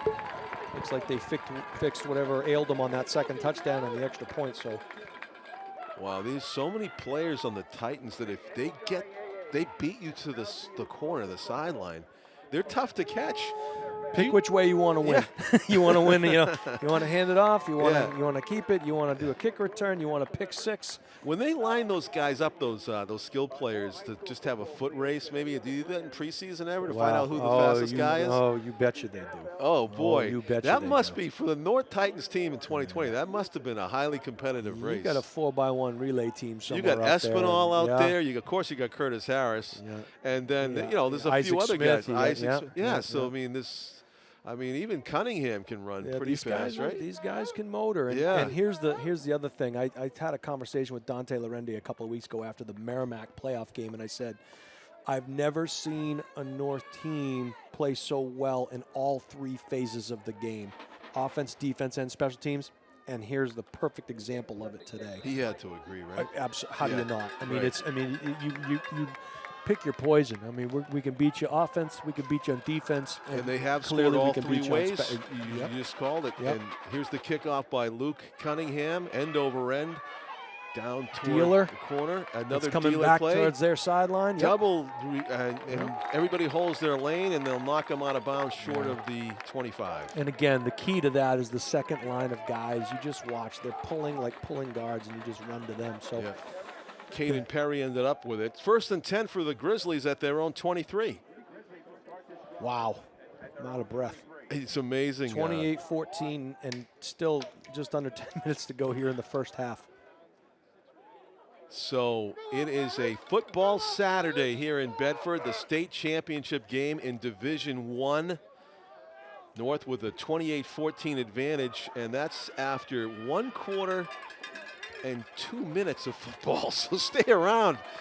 If you are a fan of high school football, this one is going to provide everything, I am sure. Henault dropping back, boy. tries to elude the rush, and he gets pulled down. And you know what it looked like there initially, John? It looked like it was going to be. Jr. It looked like it was going to be a screen because nobody was touched. And I Yeah. will say this: back in the game is number 70 for the Grizzlies. He is back in the game. Yeah, Capos. Capos is back. So good to see. Antonio it returns to the action. Loss of 5 on the play there. 2nd and 15. Jarrett Henault calling signals. 2-step drop, fake the pass. Now he's going to run right, and he's going to throw it away. And the flag flies. Don't know what the call will be there. Maybe a hold, or we'll have to wait and see. But you had Cunningham in coverage on Jonah Lopez, number 10. And who is this against? It's not grounding, correct? no, he got to the line, and there was a receiver in the area. 61, Max Ackerman, by the way. Great pressure. Yeah, it is a hold against the Titans. Against the Titans. Yeah, it had to be in the secondary, right? It was probably a hold by someone in the secondary. What happens is, John, is the quarterback starts to scramble. That started out as a pocket pass.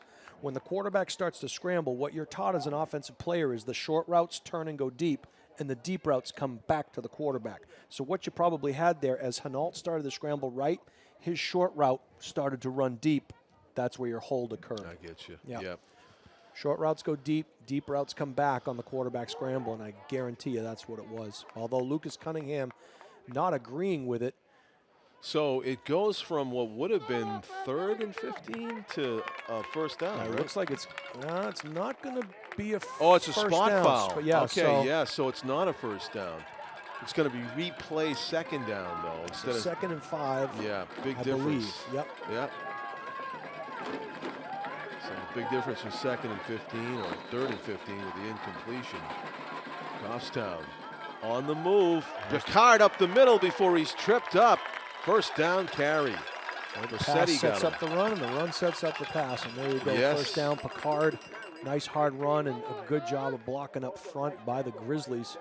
Goffstown trying to make it a 1-score game again. It's an important drive for Goffstown as we see Holbrook come out of the game. Again, both teams no huddle, get the plays from the sideline, get via signals. Henault has been mixing up the run and the pass. He's going to throw it. He's got a receiver open, and he's hit as he catches it. It is complete to Caden Perry. Yeah, Henault just throwing to a spot there. It was one step from the shotgun and fire, and that translates to a 3-step drop from under center, right? So when he gets the ball, he takes 1 step and fires. Kind of translates to a 3-step drop, throw into a spot, and Perry was right where he should be, read the zone defense and just sat underneath.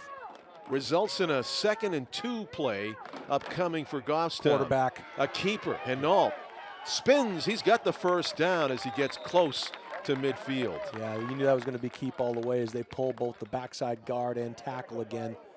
Oh, I might have misspoke on that. Yeah, Let's see. I don't know if he got it or not. No, the spot indicates that it might be a first down based on the hash. Look at the hash mark here and look at the hash mark on the far side. I think it's going to be a measurement. I think I'm going to make the call. I'm going to say it's going to be just short. Yeah, it's going to be short.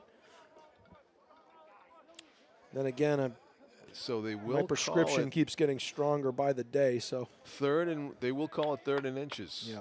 So you're right. I thought that play could have gotten a little bit more, but good hustle again. Good recovery by this Nashua North defense. Against any other defense, again, Henault's probably still running.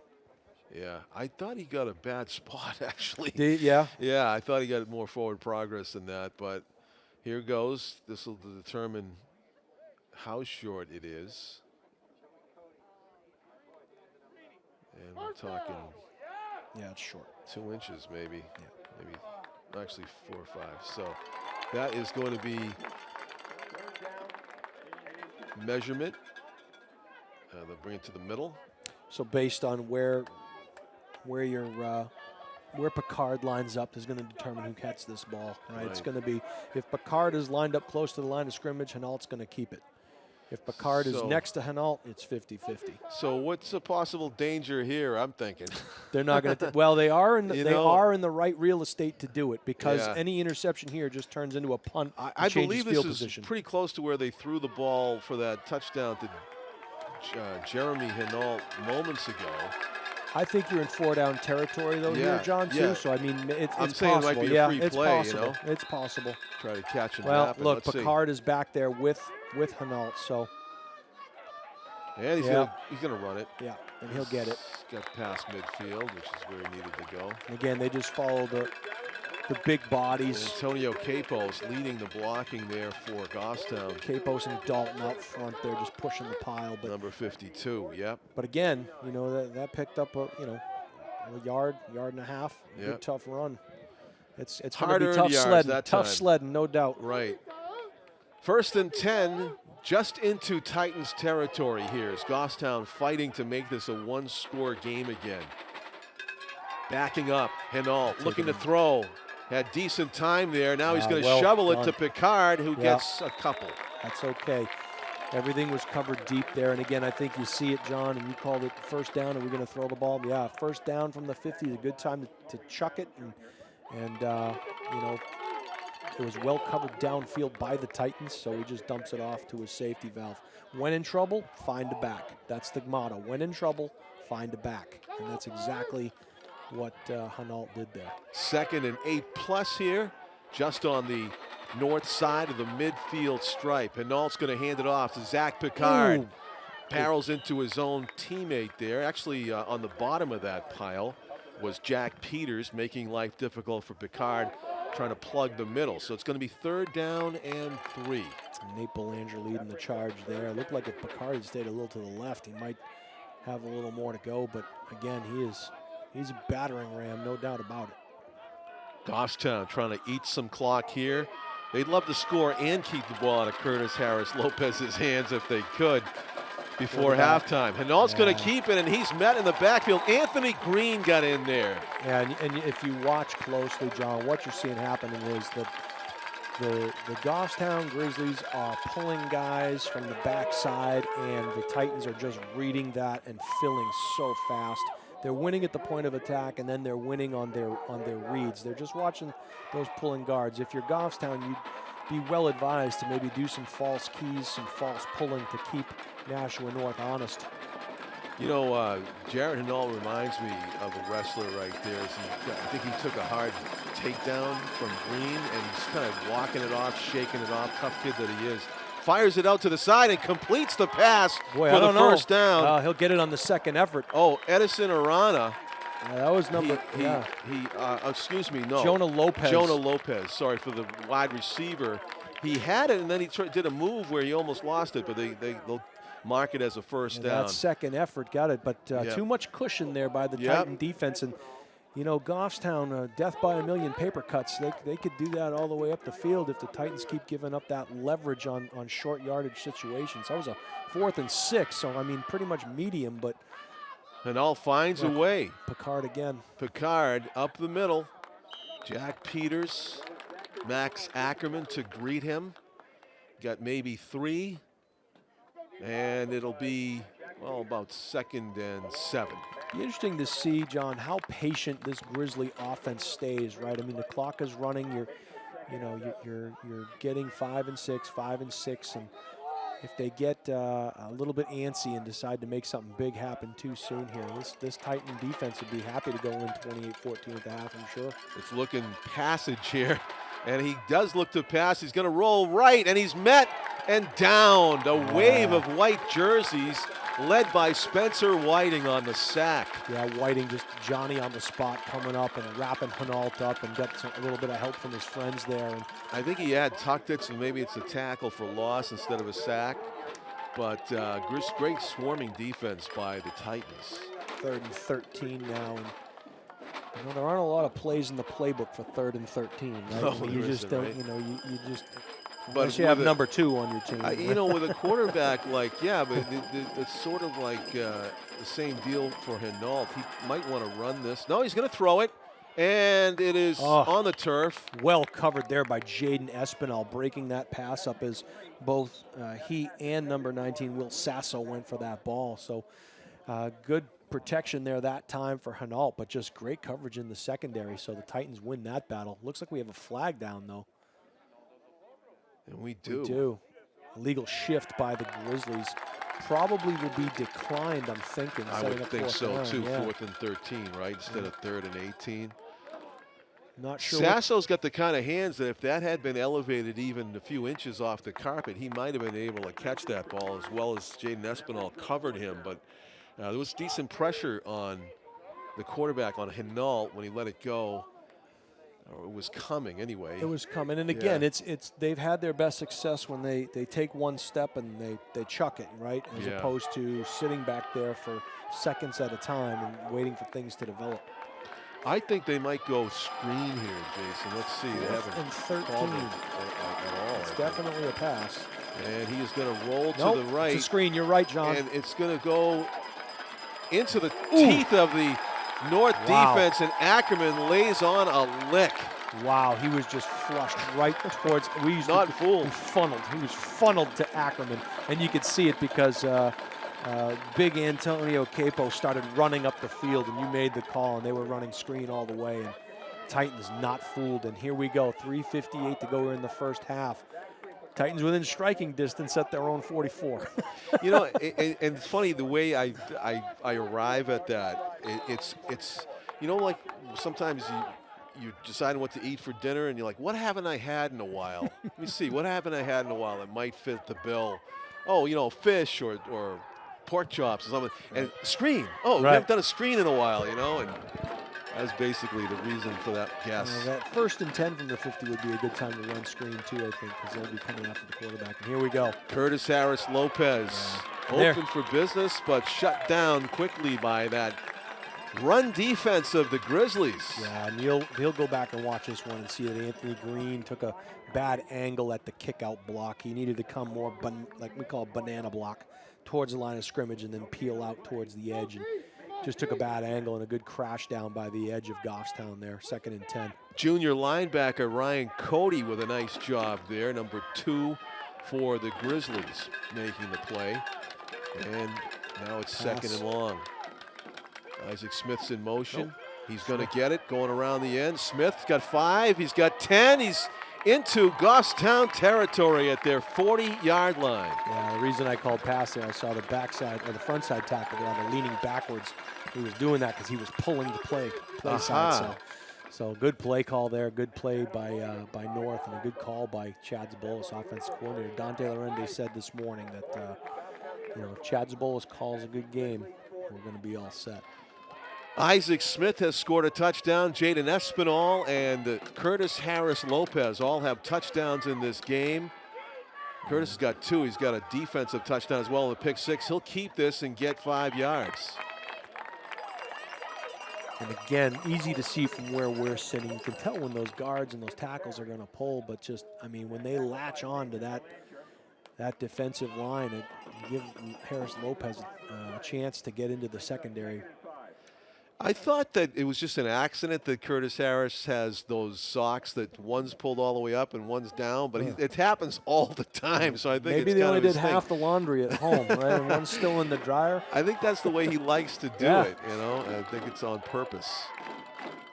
So you look at Espinal; he's wearing the other sock. Oh yeah, there you go. He fakes it to Espinal. He's going to get tackled for loss. Great job by the Grizzlies again. Cody's in there. This is not good right here. Harris Lopez holding his right arm. He's writhing in some pain right now, John. This is not a good thing. Not at all. He was writhing in some pain, shaking the right arm out. Let's hope he's okay. He says he's okay. No, he's saying don't come out here to the trainer. Because he has to come out for a snap if he does. Yeah. What we know right now is this is a play that's not going to involve Harris Lopez carrying the ball. Jarrett Henault, who is brother, the quarterback, Jeremy and Jarrett are pretty good on defense. They both played both ways. Both quarterbacks do, of course, and he was in on that tackle. And it's going to be a Double quarterback, halfback pass deep down the field. Cunningham! It is Lucas Is it Cunningham at intercepted? the 5. No, Cunningham has it. Lucas Cunningham goes up and gets it once again. Outstanding play call. Harris Lopez hurts his arm, so what do? We bring in the backup quarterback, who's your Jacoby starting quarterback. Myers. 23 is your backup. Yeah, your backup quarterback is Finlay. They run him on a speed sweep pass. Great play call. It happened in the Patriots last game where Jacoby Myers threw the wide receiver halfback pass, and it was similar because it was down the right side and it was decent coverage. It was a pass that was right on the money. Well, that's your backup quarterback there, John. He made a strike, and Cunningham went up and got it. And Isaac Smith, the chance for his second touchdown, is going to get stopped at about the 1. What a backbreaker that is for the Grizzlies as How the about Titans that? can run this half right out with a touchdown. That was amazing. Yeah, some Great echoes play to call. the Henault to Sasso pass that we saw a bit earlier that shocked the Titans and kept the drive alive for Goffstown. Now it's 2nd and goal to go from the 1. You know what I like there about Finlay, and we'll talk about it after this play too, is And into the end zone, Curtis Harris Lopez with his 3rd touchdown of the game. He says, I'm not coming out. Give me one play off, and then I'm back. I guess that was the perfect time to call that pass. Did you already say this because his arm was hurt? His arm was hurt. Yeah, so yeah. I said there's no way he's going to carry the ball in this play. Then I saw Finlay in the game. Finley's the backup quarterback. He doesn't really play wide out otherwise. Oh, so wow. they brought Finlay in, and the thing I liked about Finlay, he stood in there, set his feet, and made the strike. He didn't throw off his back foot. He didn't rush the pass. The rush was coming, but he did a nice job. Great hold there, by the way, by Espinal as Cunningham puts it up and in. And it is a 3-score lead for the Titans. We are in the first half, folks. That's a first half score, 35-14, with 32 seconds left to go in the second. Boy, oh boy, just an offensive explosion and done just about every way possible, John. You're throwing it deep to Cunningham. Your passing game's working. You're running trick plays. You're running your base offense. You're giving the ball to other guys on your team. You're playing well defensively. Your special teams is scoring. I mean, not much else can go wrong or right if you're the Titans. I mean, they just have it dialed in today. Everything is working for them today, and and that's really, and again, that's no fault of Goffstown. That's how it's been all year long for this Titan team. They just seem to be clicking on all cylinders, and I wouldn't hesitate to say that a lot of that, they remember last year, and they remember being the #1 seed and then getting beaten that quarterfinal game shorthanded without Curtis Harris Lopez. And, the goal was always to get back here again. And, they set that goal for themselves early on, and it appears that they're firing all cylinders, and anything less than a state title today would be unacceptable. Key play of that drive, Finlay to Cunningham for that big gain of that pass play as he went up and got it. Now Cunningham kicks it off all the way inside the 5-yard line. Ball's on the ground, and you know what, John? You don't want to be running the dealer down there on your own 10-yard line. Just get the ball and return it. Almost like that's their only run back play, that they have to do it every time. At this point, the Titans have seen it so 5 much. times, so we don't need to. And it hasn't worked at all. It hasn't worked, and so, you just, I get it. But, if you're the Grizzlies, just set up a wedge and get what you can, because they almost put it on the carpet. You're doing handoffs at a play you probably practice 2 or 3 times a week at best in practice. Right. So it's not something that you do a lot of. Yes. And you haven't had to do it a lot because, again, you've only had 10 points a game scored on you all year long. Not surprised to see him in the shotgun here with only 26 seconds that's left. The offense. That's the offense. Oh, that's what There's they do, right?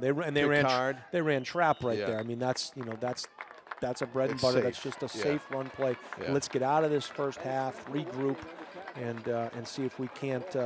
But as I like to say, too many holes in the dam, not enough bubble gum. There's just. Hey, no so don't way get around beat this. Deep here, right? 18. Well, this is 5 seconds. We'll see. I mean, I think if you're the Titans, you've seen the same film we've watched, and there's no. It's You not look gonna at get it Espinal off.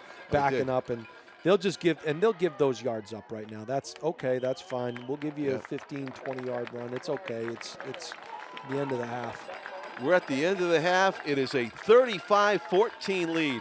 It's the New Hampshire Division I state championship game. North against Goffstown. So many points have been scored, but they are not the last points that are going to be scored in this game, folks. I guarantee you that. John Collins with Jason Roby and Tom King. We'll be back with halftime analysis and the second half coming up here on Nashua TV. All right, let's keep it here. Oof. Lot to talk about.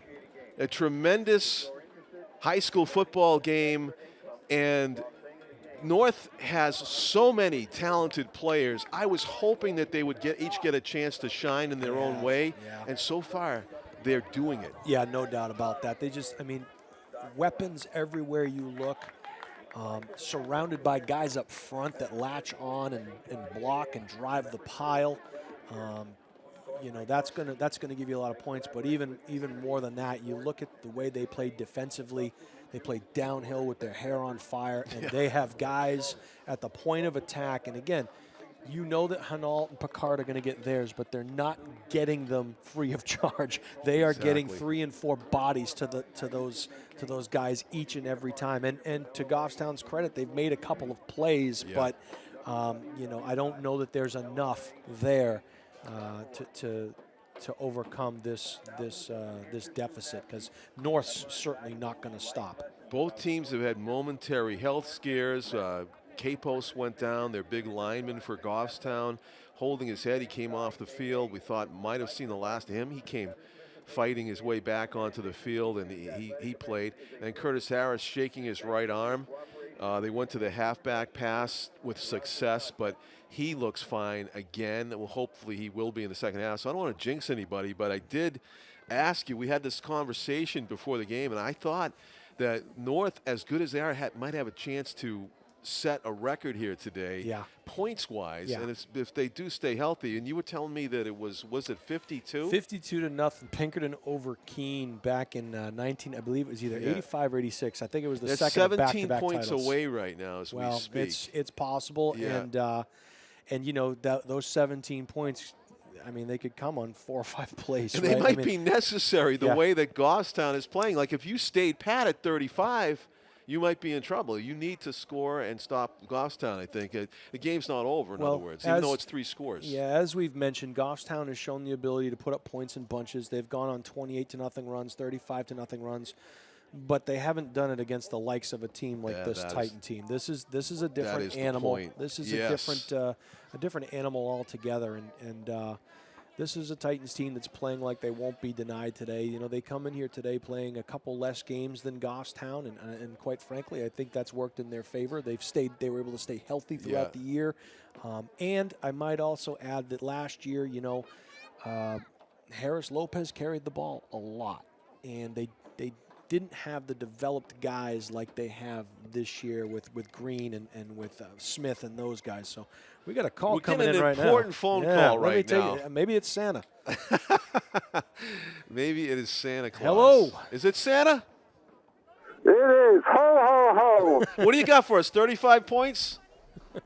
You know, 35 points, and, you know, I hope it doesn't get to 70. I really do. Wow. So, I mean, look. I mean, the best player on the field has scored 3 touchdowns. They pull the play out of their hat with the Finley pass to Lucas, and then Cunningham, who's been looking for something all year long, finally gets that break and picks up his own fumble. And Jason, I don't know about this, but I think whenever there's and you probably teach your kids, taught your kids in special teams not to do it. But whenever there's a fumble on a kick, the covering team, the team that's covering the kick, always hesitates. And when they hesitate, that allows the break. That allows the pickup in the run. In the first 2 or 3 steps. You just took the words right out of Jason's mouth on that one. You're about 20 minutes too late. Exactly. Exactly what happened. Yep. But they always call me Jason Roby Light anyway. So Oh, wow. I don't know what. Interesting game. But Goffstown now is probably going to have to throw the football to get back into it. I mean, look, I saw South go up, on Merrimack, 21-7 Yeah. in the first quarter, and then Merrimack comes back and wins the game. If you allow enough big plays, you can allow a team back in the game. North has got to keep everything in front of them and let the clock be their friend. Yeah. And we were talking, on the sidelines, some of the media and I were saying, we wonder when Goffstown has the ball, do they chew up 4, 5, 6 minutes of possession? Yeah. I don't know if they can afford to do that in this third quarter. Yeah, you bring up great points, Tom, that I always do, Jason. Well. I mean, that's my name. That's my middle name. Tom Great Points King. So. We had a couple different names, but we can't say that live on the air. Yeah, that's true. You can't say them on the air. I know. But just the complete package here if you're Nashua North. And while we said that Goffstown does have the people that can put some points on the board, I just think they're facing a different animal than they've faced all year long. I mean, the Nashua North football team just is playing well in all three phases of the game. It doesn't seem... They've scored in all three phases of the game, so we know that. Yep. But yeah, you're right. They've done exactly what they needed to do. I was wondering about that last Goffstown, that next to last Goffstown drive, the one, not the one before the half that ended the half, but the other one where they went for it on fourth down. It was a long fourth down to go for it. I thought that they probably should have kicked it and tried to play a field position and see if that defense could hold them. And they've got a young coach who wants to go, and Nick Hammond, and very excitable on the sidelines because I'm on that side of the field because of the sun factor for photos. And, it's interesting to see the differences. But the one thing that North is now doing, Jason, I think you'll agree that they weren't able to do in the first quarter was get into that Goffstown backfield a little bit defensively. Yeah, it seemed like they were catching a little bit and being driven off the ball, but I think as they got their feet underneath them, they are definitely getting penetration. And what we said was every time Picard gets 3 or 4 tough yards or Henault gets 3 or 4 tough yards, there seem to be 3 and 4 guys with hitting them. It's not one guy on the tackle. It's several Titans. They're making them pay. They're getting up very slowly. And, of course, the defensive guy, their big tackle is back in the game on both sides of the ball. He's back in. Yeah. So that may help Goffstown a little bit. But, you're up 35-14. Again, it's an offense that North knows how to defend. Yep. It's the best player on the field for them. And they're using their other players very, very well. Oh, yeah. Dante Lorendi told me, Tom, and I'll say it again, that, if Chad Zabolis calls a good game offensively, there'll be no stopping us. And Chad is just, he's hasn't called an incorrect play yet. He's getting all the pieces involved. He, when Harris Lopez, he get up writhing a little bit with his shoulder, they bring Finley in and throw the halfback pass. Right. Everything seems to be working for him today. And I saw that hit when Harris Lopez took and he did get up slow. I wonder what he'll do in the second half. They'll probably try to de-emphasize him a little bit unless they really need to use him. I mean, he'll play, but I don't know how many times he's going to carry the ball with that shoulder. I mean, you don't want to really give him an injury that's going to sideline him for a long time. The one thing, Tom, we talked about, maybe you can speak to this because we couldn't really see it on the replay. There was a Henault to Henault touchdown pass. Yeah, I don't know who messed up there. I don't know where. I didn't look at the alignment before the snap, so I didn't see where the corner or the safety bit. Yeah. But I think Curtis Harris Lopez may have been towards the other side of the field, towards the left side instead of the right. Yeah. And, I mean, I've only one time this year seen a receiver that wide open, and that was in a Hollis Brookline Timberlane game, and Timberlane was the guilty party in letting the receiver be that wide open, and they did it not once but twice. Yeah. So that's somebody. There was definitely there had to be a miscommunication there. Yeah, it was a pump and go by the quarterback. We were wondering if the corner jumped it and then slipped trying to recover, but you got to have safety help there, though, Jason. You know, and that's what you need to have. They rotate that safety to the field. I think you're right. It was on the left hash, so Curtis should have been over the other side of the field. Right. Tom, the one thing we talked about keys to the game was the aggressiveness of the Nashua North secondary and how it could get them in a little bit of trouble. And it's caught them a couple times, but I don't think they're going to be in too much trouble moving forward here. I would not be surprised to see him score another 14 quick right off the bat. Well, the big thing is they get the ball to start the half. Right. They deferred. So they get the ball to start the half. Boy. So that is a big thing for them, and they haven't not scored when they've had the ball. So onside kick to start the second half, Tom. What do you think? I don't think you do it if you're Goffstown. I think at some point you got to have your defense make a play. Yeah. Because I think Jason, you as a coach, if you onside kick, I know you're down 3 touchdowns. If you onside kick, what are you saying to your defense? Yeah. You know. Yeah. So that's. I'm sure that they're being told to be prepared for that, but I wouldn't do it. I really wouldn't. That's Tom King. I'm John Collins with Jason Roby. With that, we are going to reset and reload for some high school championship second half action coming up here on Nashua ETV. We're moments away from the second half kickoff. Stay with us. Our hearts are made stronger by how we treat others. Put her there. The light you share can impact those around you, but so can the darkness. Later, twerps. Did Pete saying mean things bother you? So when you reach out to another person, take a moment to consider how they will feel and let your heart be the key to making a difference. Because of you, someone's entire day, year, or even life can change. In every heart, there's hope.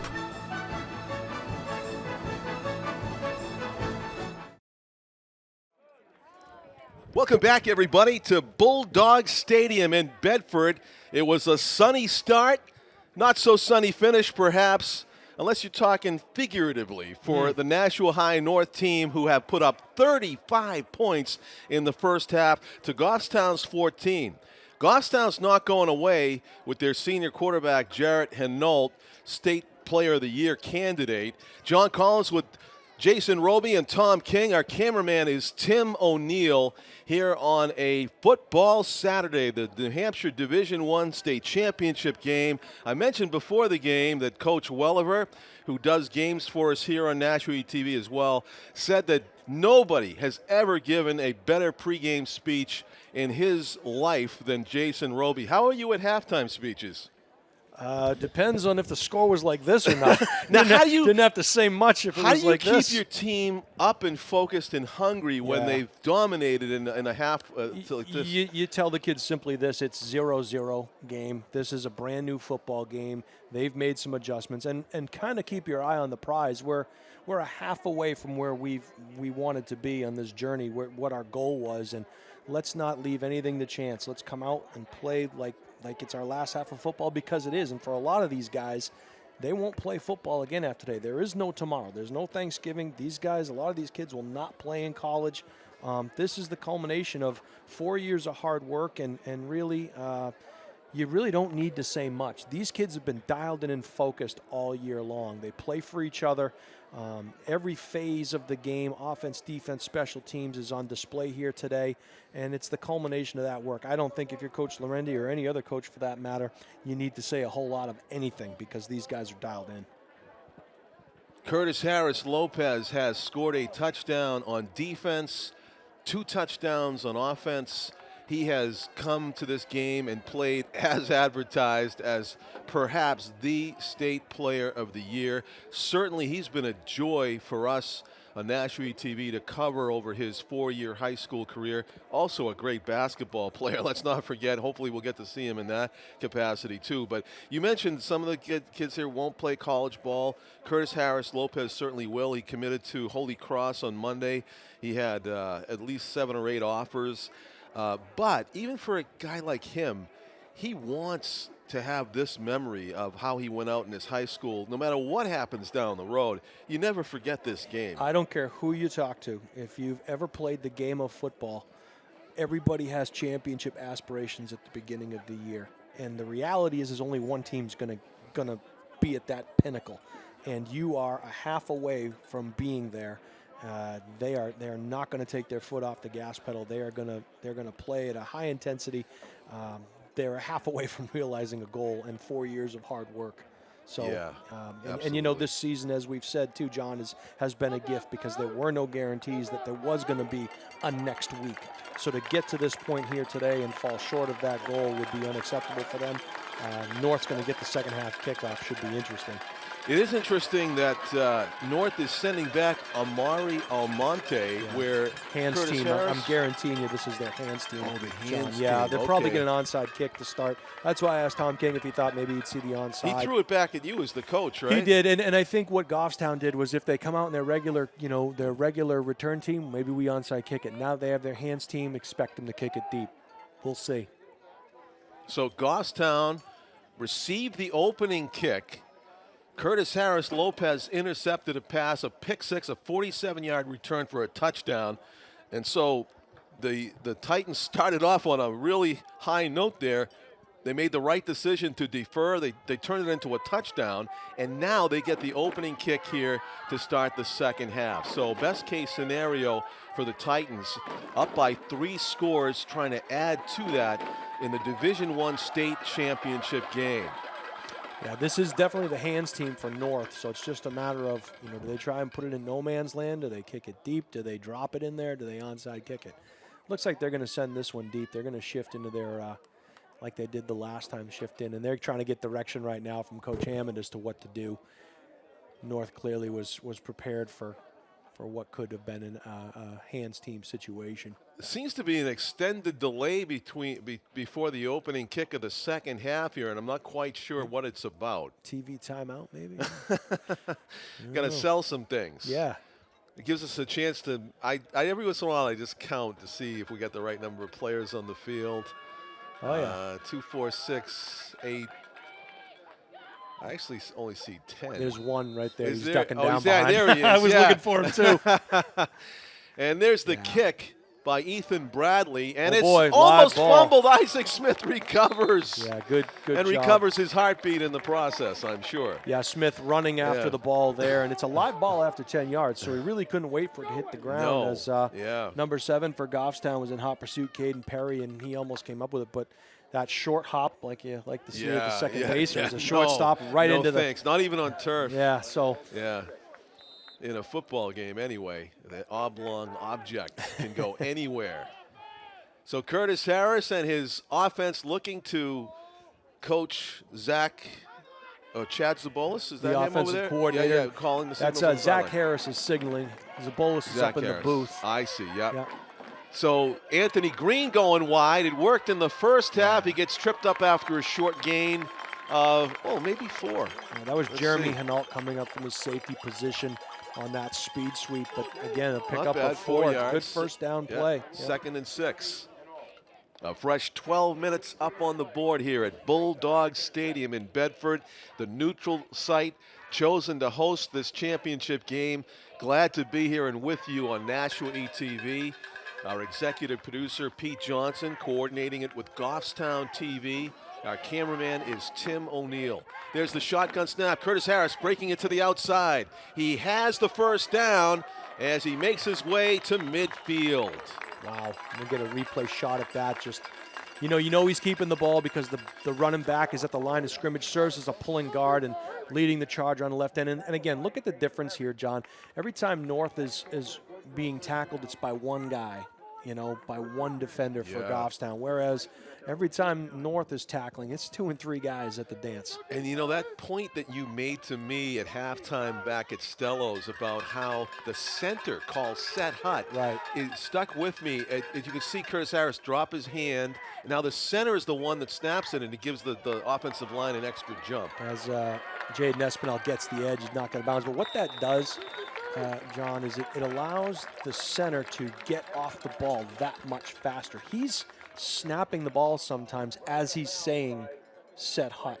So the fire off point is that much more for the offensive line when your center gets to do that. And they don't do that in the NFL level. No, correct? the They just don't do center it. generally will call the blocking assignments and Yeah. so forth, and then the quarterback will change the play. And It seems like such an advantage. I would think that you should watch see that the more ball often. come, and chances are he's saying it as the ball is like halfway to the quarterback.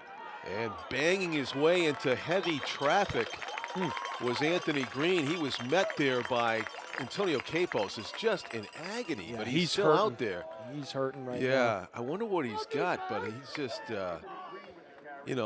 he's a force on every play, and yet after the play is over, it looks like he's coping with a lot of pain out there. Talking about number 70 on the defensive line. Just a junior too, John. Yeah, he'll be back next season for sure. Big play here, 3rd and 3 now for the Titans. The handoff. It is Espinal falling forward, and Going to depend on the spot. spot. It does. They had him in the backfield. He kind of lost his feet. I think it's going to be 4th down. Yeah, I believe you're right. Far His side knees official. hit the ground there. It's not like the pros where you have to be touchdown. It's just. This is an easy call right here. You go for this, no doubt about it. So I'm seeing what I think you mentioned about trying to spare Curtis's shoulder a bit. He's only run it once so far. Maybe he'll keep this one. We'll have to see. He's got Espinal in the left slot. He has some options, doesn't he? Isaac Smith here on the right. Green is his lone running back. Here's Isaac Smith in motion. Oh, high Bobble snap, and he's got to go wide, and he cuts it up and past the stripe. Still on his feet, refusing to go out of bounds easily. First down. And North. again, a high snap. Yeah. For any other team in the state, it's a 3-yard loss. He just keeps his composure, gets to the edge, swats off some flies, and falls. But after picking up another Nashua North first down. I won't say it like I do in the public address say. You're tempted, I know. That's like a Cadillac in heavy New York traffic, and you say, how did it make 3 blocks like that? I thought it would be stuffed up. He just calmly gets his yardage, and it is 1st and 10 for the Titans. True meaning to when the game slows down for you. Yeah. When it's in slow motion is keep it here. And there's Curtis Harris plowing forward for a healthy gain on 1st down. Linebacker Seth Osborne on the tackle, but again, a good yardage on 1st down plays. He gets 4, and I mentioned number 76, Rocco Ciardi, doing a lot of blocking there. You see him on the right side of the line, and that's where Curtis Harris went that time, behind Rocco. this offensive line for the Titans is quite the unit. They played well all year. Brian Mwangi is in the game as a blocker.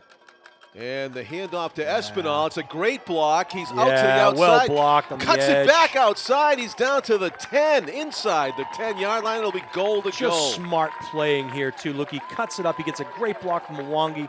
Cuts it outside. Plays off his block there on the edge. Great downfield blocking by Nashua North. You had a receiver, Ed Brissetti, down there, and you had Liam Novak. He was threatening the block, but he never actually touched his man, and it was just as effective. Well, because you know what happened? The defender turned his back to him, and so he automatically said, look, I've seen it before where a guy turns his back to me. I'm going to get called for a clip. Right. So he just put his hands up, says, fine, I'll just play basketball. Smart. Liam Novak up there leading the charge as well. I mean, the Titans getting close to putting the final nail. Yeah, they're up 3 here. scores, looking for a 4-score lead. Isaac Smith's going to break Race to the corner. He's got Isaac Smith has his touchdown again. He's got 3, 2 running and 1 on a kick return. And watch the block at the point of attack there. Mwangi with a great kick-out block serves as the pulling guard, and just too much speed around the edge there. And that, you know, the offensive line blocked down at the point of attack. Mwangi served, the up back served as the pulling guard and had a great angle on the block. And it's a game of angles, and just clearly Isaac Smith, is the man. Indeed. Today, he has got 3 touchdowns. Terrific performance by number 24, a junior running back, making his presence known in the state championship game. And we have a 42-14 advantage for the Titans. Oh, boy. This is blowout city right now, and this, I think, is the score that Goffstown won the 2015 state title by over Exeter. Fortunately, it was all zeros on the clock at that point. There's still 7:48 left in the third quarter, John. Yeah, there's almost 20 minutes of football left in this game. Amazing scoring power by the Titans. And the Goffstown Grizzlies have just got to be a little bit disheartened at this point. Deflated, disheartened. Yeah. I mean, and you know, everybody's done it to them. I mean,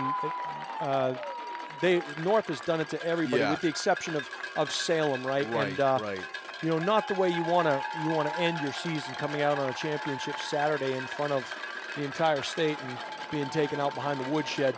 But that's just what Nashua North is this year. They are the team this year. North now owns the record for a Nashua high school football team in the state final with points scored with 42. Previously, it was South with 33 in their state title win over Pinkerton. Luke Cunningham will kick it off from the 40, end over end. That's a good kick. It bounces around, and Goffstown's just going to corral it at the 21. And you can see Goffstown now just, body language, right? Body language. It's the language, first thing you look at, and they're not hopping around. They're not hustling around. They're playing like a team that's down 42-14. Nobody seemed to have the optimism that they might take that one the distance there on the run back. It was more just get it and get down. And now they face with 1st and 10. In talking to both coaches, and I will say, talking to Nick Hammond, he knew that Curtis Harris Lopez was going to get his, but the key was to make sure everybody else didn't get theirs. And clearly, Curtis has gotten his, and so has everybody else. Thank you, sir. May I have another? There's seconds, thirds, and fourths at this meal table. That is so true. Here comes the rush. Henault's going to throw on 1st down, and he is down the middle of the field. They wanted pass interference, I think. Yeah, it looked like feet may have gotten tangled up with Sasso stopped his route. I think he thought he got interfered with, but they do not get a flag, and it goes as an incompletion. It'll be 2nd and 10. And this is an easy one for the Titans too, right, John? Because now you can play a little bit softer in the secondary. You don't have to, they'll still play their defense, but aware now that the clock is your friend, as Tom said, and they can play a little bit softer and allow things to happen up front. And there you go. That's what you call it, a little softer on the run, and it produces a big gain for Zach Picard. Over 10 yards, I believe. He's got the 1st down. Good blocking by the Goffstown offensive line, and Picard looking for anybody, and they were just so far deep in the secondary. Close to 20 yards on that carry. And it's at the 27, at the 37-yard line. But keep everything in front of you. We'll see if Goffstown goes to the air on 1st down. They've shown the ability to throw on 1st down. The handoff. Picard. Oh, great, Phil. Ball's on the carpet. That's a scoop and score. And that is Jaden Espinal with the touchdown. Jack Peters coming off. Jack Peters Phil, with the key boom, hit. Ball on the ground. Johnny on the spot. Jaden Espinal on the scoop and score. 48-14. Oof. On the Jaden Espinal scoop and score after the hit, the ball jarring hit by Jack Peters. And it's just one of those days when it rains, it pours, and there's just no answer here. The Titans are just firing on all cylinders right now, and if you're Goffstown, it's there's not much you can say other than and I hate to be saying with 7 minutes to play in the 3rd quarter that your season is over, but this is an impressive showing. Hold by Espinal. The kick by Cunningham is good. It is a 49-14 advantage for the Titans. And the thing about that too, we can talk a little bit about the extra point. Cunningham's change came when they got rid of the kicking block. They're kicking off the ground, and that was something we thought would help, and it certainly has. As he's made all but one so far here today, and I wonder if he'll get some more opportunities. So we're right at what in the regular season is a running time difference. It's 35 points. I don't know if that applies in the state title game, though. Yeah, I'm pretty sure it does, John. It does? I think, they.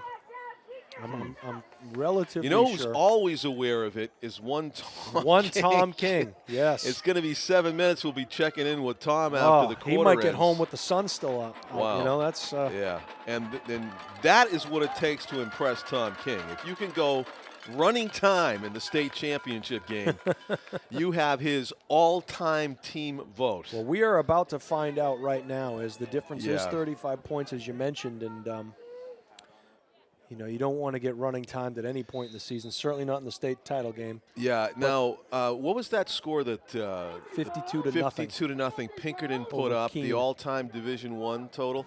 I'll tell you what, well, I saw in terms of point differential. Differential? Point differential. But I think that actually was the highest highest point total. Point. Yeah, 52. it could be. Yeah. So that could go down. And I'll tell you another one that's in play is the highest point total of any division in a state championship game.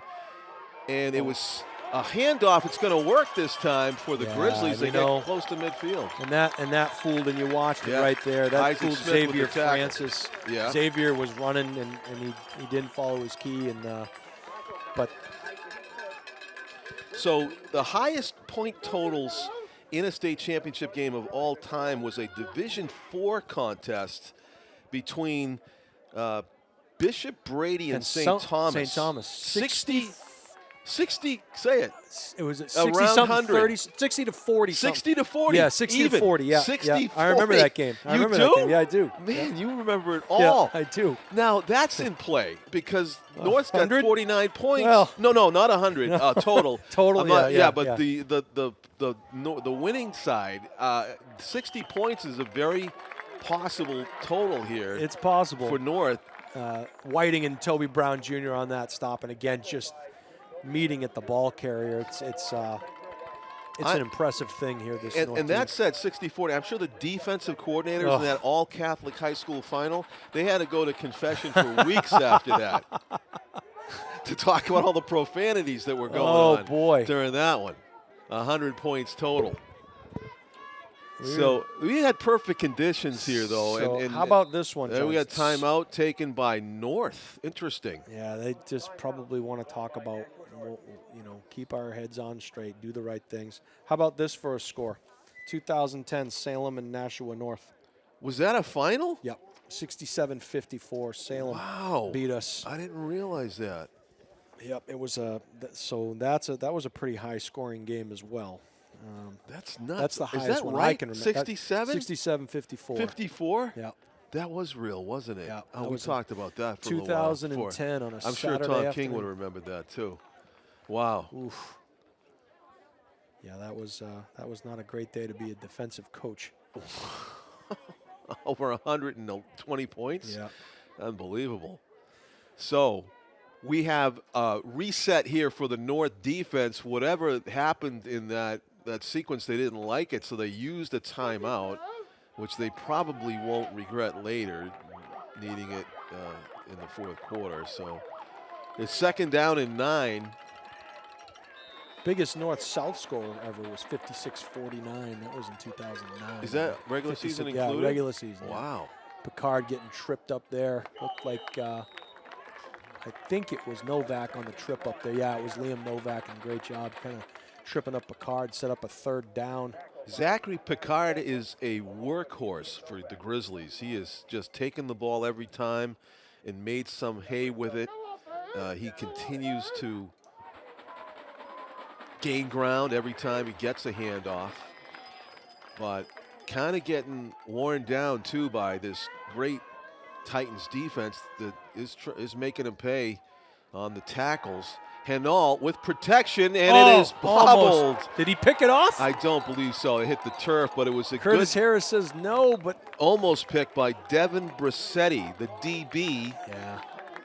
And again, you're Nashua North. Now you can back off. You want to get your yards rushing, that's fine. We're going to make sure we don't get beat deep, and they had it well covered in the secondary.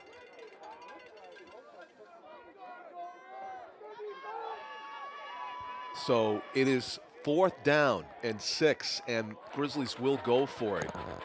Jarrett Henault, 3-step drop, rolling to his left, and he fires it down the field. He's got a man. It's complete for a touchdown on 4th and 6. Jarrett Henault gets it done from his own 42-yard line, a 58-yard touchdown strike to number 24, Jeremy Henault, his brother, with his second touchdown reception of the game. Yeah, second time the Titans have been burned deep there, John, and we just got done saying you can play a little bit softer. 60-40, that seems to be where we're headed at this rate. Well, you knew that the Grizzlies were going to take their shots downfield. I mean, they're known to get a couple of those a game, and they're going to stay doing what they do. Pound the ball, and take a shot, and they did it there. It just blows my mind how you call these deep shots before the game started, and the Grizzlies have done it 3 times now? Yeah, teams aren't going to change who they are, you got to this game because of what you do, right? And so That's your philosophy. You're going to stay with your philosophy. And, Goffstown, I won't say they're right back in this, but, 4:11 to play here in the third. They get something on the board that makes them feel a little bit better about where they're at. Jarrett Henault with a highlight reel play. Got flushed out of the pocket to his left a little bit, but he really stepped into that throw, and it was right on the money. It wasn't underthrown. Here it is. Yeah, he's got a major league arm. He's going to let this fly from about his own 38-yard line, 39-yard line in the air. Boom. Wow. You probably got to believe they play a little bit of catch in the backyard. I must have a big backyard. I mean, it was a 58-yard touchdown pass, but went like 53 yards in the air. So now you have to feel like amazing. the onside kick could be in play. You're not, you don't know. You don't want to give up another long drive. We'll see how Goffstown plays this one. It is still a ball game, folks. It is not running time. It is kick out of bounds. That's going to be a penalty there. So terrific field position upcoming here for the Titans. That's one way to make sure they don't return it for a touchdown. It's on you, true, but you don't have. That was Almari, I think, over there. You don't have Curtis Harris back there. That's right. You don't want to kick it out of bounds, surely, and give up that great field position. For the Curtis Harris Lopez-led offense, which comes back out onto the field. And they are not going to take their foot off the gas pedal at this point. No way. And again, it's the last game of the year. I mean, if this was, the third week of the season and, some Friday night somewhere, it might be a little bit different. You try to get some guys some reps and work some second-string guys that you might need. There's no tomorrow. This is it. That really didn't take any time off the clock either, that Goffstown drive, just a few minutes. Mwangi is stuffed near the line of scrimmage, maybe gets a pair, and it's going to be second and 9. Yeah, that was a good play there by Cody, the linebacker, who's coming back off of a foot injury there. Glad to have him back in the lineup. But they have replaced Antonio Capos up front with George Pierce, number 77, and he was in on that tackle. He is a senior defensive tackle. George Pierce, number 77, so credit him with stepping into the void left by Capos stepping aside. Yeah. Keeper, and we have a whistle and a flag before the play develops. Probably against the offense. One of the few penalties that we've seen so far here today, John, and that's good if you're the Titans. I don't think good on this play. They're going to get called for probably a false start. Yeah, they do. False start on the Titans. That'll back them up 5, but I don't think, and correct me if I'm wrong, John, I think the only pass the Titans have thrown thus far was the Cunningham. Oh, no, they threw the one deep ball to Cunningham. Is that right? Yeah, that was from that was from the backup quarterback. Yeah, I believe Finley. I believe he hit. I believe Curtis Harris hit Cunningham earlier in the game. He hit him on a deep one, right? Okay, yeah, that's right. Yeah, so he made a nice hands catch. That's right. 2 passes thrown to Cunningham. Yeah, and then now Goffstown jumps, and they're going to try to claim there was Max Ackerman on the left tackle, the blindside tackle. Let's see. Depends which side the flag's on. Let's see. Yeah, a lot of times they'll throw it on the side of the team that committed the foul. But I think what they're talking about now is, was Goffstown in the neutral zone forcing them to Ackerman to react? Anyway, no, it was Ackerman that they thought they had, and they're going to call it. Yeah, neutral zone infraction. He was drawn off. Yep. I was going to say aren't you supposed to point and make accusations as a lineman? Well, he just goes, and I think what was happening was Ackerman was just reacting to him being in the neutral zone. Yeah, that's right. Yeah, I don't know if they but in high school, as soon as you break neutral zone, the play stops. So they give it back 5 yards each way. It's second and 9 again. Here's the handoff. Again. Going left. Yeah. He's got some room. Stiff arm. First down. Brian Mwangi just passed the 45-yard line that he needed to get. That'll move the chains. Good tough run there by Mwangi. And the thing is, for the Nashua North Titans, we mentioned Picard for Goffstown. He's going to be the other guy carrying it, and he's probably feeling the effects of carry after carry. The guy. These guys are fresh. I mean, Mwangi and Green and Smith. They passed the baton. There you go, literally and figuratively, hopefully. Yeah. But Yeah, these guys, I mean, they just keep bringing in different guys. And, again, you got to credit the offensive line. Mwangi not getting touched until well after the second level. Flanked by Mwangi and Green. Curtis Harris is going to give it to Anthony Green. Mwangi trying to block, but Grizzlies get in the backfield, and a late flag. What's that about? Yeah, I'm not 100% sure what that calls. Holding. Yeah, holding. I think they're going to call Mwangi on the hold, maybe? I guess they did. He wants to know, too. But the effect of it is a 10-yard spot foul that will be at like a 15-yard loss. They're going to decline it, I'm pretty sure here, John, because they'd rather take the down. That's my guess. I don't know. We'll see. Yeah. It's possible. Yeah, it's declined. Yep. So I didn't see it. Yeah, I don't know. I did not see it. That's not a typical play for North. You know, as you mentioned early in the game, Evan Green going east and west. He's usually a north-south guy and a blocker. So haven't seen a lot of Harris Lopez. Handoff.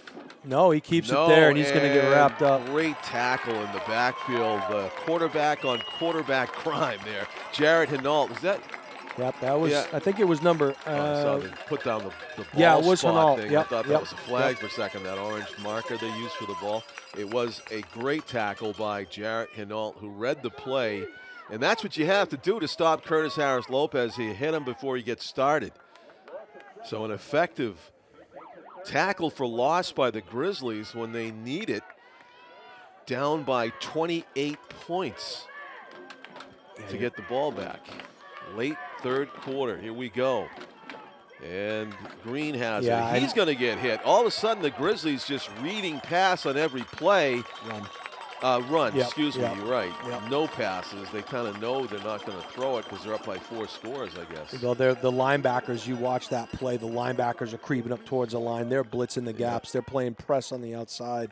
Is Curtis Harris's right arm hanging funny there, or is that my imagination? I don't know. It just seems to be keeping it close to his body. Looks like his wrist is wrapped, and I don't think it was wrapped earlier in the game. I could be wrong. Yeah. But, you know, I think they probably feel he's not going to throw the ball. So they probably feel like, look, if he's not going to throw, we're just going to put 9 guys in the box and say, try to beat us. Well, how big was that scoop and score by Jaden Espinal? Huge. To come up with points on defense again. Second time in this game. Great punt by Cunningham. Hangs up and apparently did not call for a fair catch. That was a great punt, great hang time there. And, you know, I think it was Robert Schaefer maybe on the Caden Perry, I think, number 7. Was it? Okay. Yeah. Would have been well to wave the right arm up and fair catch that. Yeah, he would have been. But, I guess he was trying to catch the kick coverage team napping because he had nowhere to go there, surrounded. First John, and 10 for that's going to do it for the third quarter. Yes, here, so. And that means it's Tom King time to check in with TK. Oh, the gift that keeps on giving. Early Christmas present here with a 28-point lead for the Titans as they enter the final 3 minutes of this one. Goffstown has scored 21 in 3 quarters. You got to feel good about your state championship hopes at this point if you're the Titans. Yeah, I mean, you're 4 scores up. How, 28 points in a 12-minute span. Right. You know, probably not going to happen. As this phone is ringing, here we go. Hello, Tom. Hello, guys. We are at my favorite point, the start of the fourth quarter, and we are also in running time. Life is good. Oh, we are in running time. You noticed. I said that. Yeah. You're kidding me? I said that. We in the media, we have all anointed Lucas Cunningham as the MVP. So, Tom, this has got to be your all-time state championship team in any sport when they give you a victory for Nashua and running time in the same title game. Oh, definitely, no doubt about it. They'll be anointed team of the century. Yeah, exactly. Yeah. It's getting a little chillier there, but really no effect, right? I mean, the sun's going down. No, not much. I'm just for it. I always do. November afternoons are pretty blah anyway. There's usually no sun. The clouds pop up. Yeah. But now we'll just see. I mean, North's got 12 minutes to run off the clock, and here we go. So, all right, guys. It's been a pleasure all season. Yes, it has, Tom. Thank you. And here we go with a trick play, and it's not going to work. And we look forward to your coverage of this one in the Telegraph to see how it all plays out and put it in a historical perspective for us as well. Thank you, Tom King. Yeah, we definitely will. Take care, guys. Take care, Tom. So fourth quarter action, here we go. We are underway with running time before the first play is even snapped in the fourth quarter. They throw it to the sideline. It It's is a the double pass. Down the field, nobody. Yeah. Double coverage. Curtis Harris was back there. Also, Chris Acevedo in coverage. The pass by Jonah Lopez. He's probably fortunate that he didn't throw it into traffic because North had as good a chance to catch that as the intended receivers did. So it'll be 2nd down and 10. And there's the running time here in the fourth quarter of the state championship game. Of course, if North does score again, they will surpass that 52-point state title all-time record set by Pinkerton. Oh. And there's a sack as setting up the pass. Henault dropped by Spencer Whiting.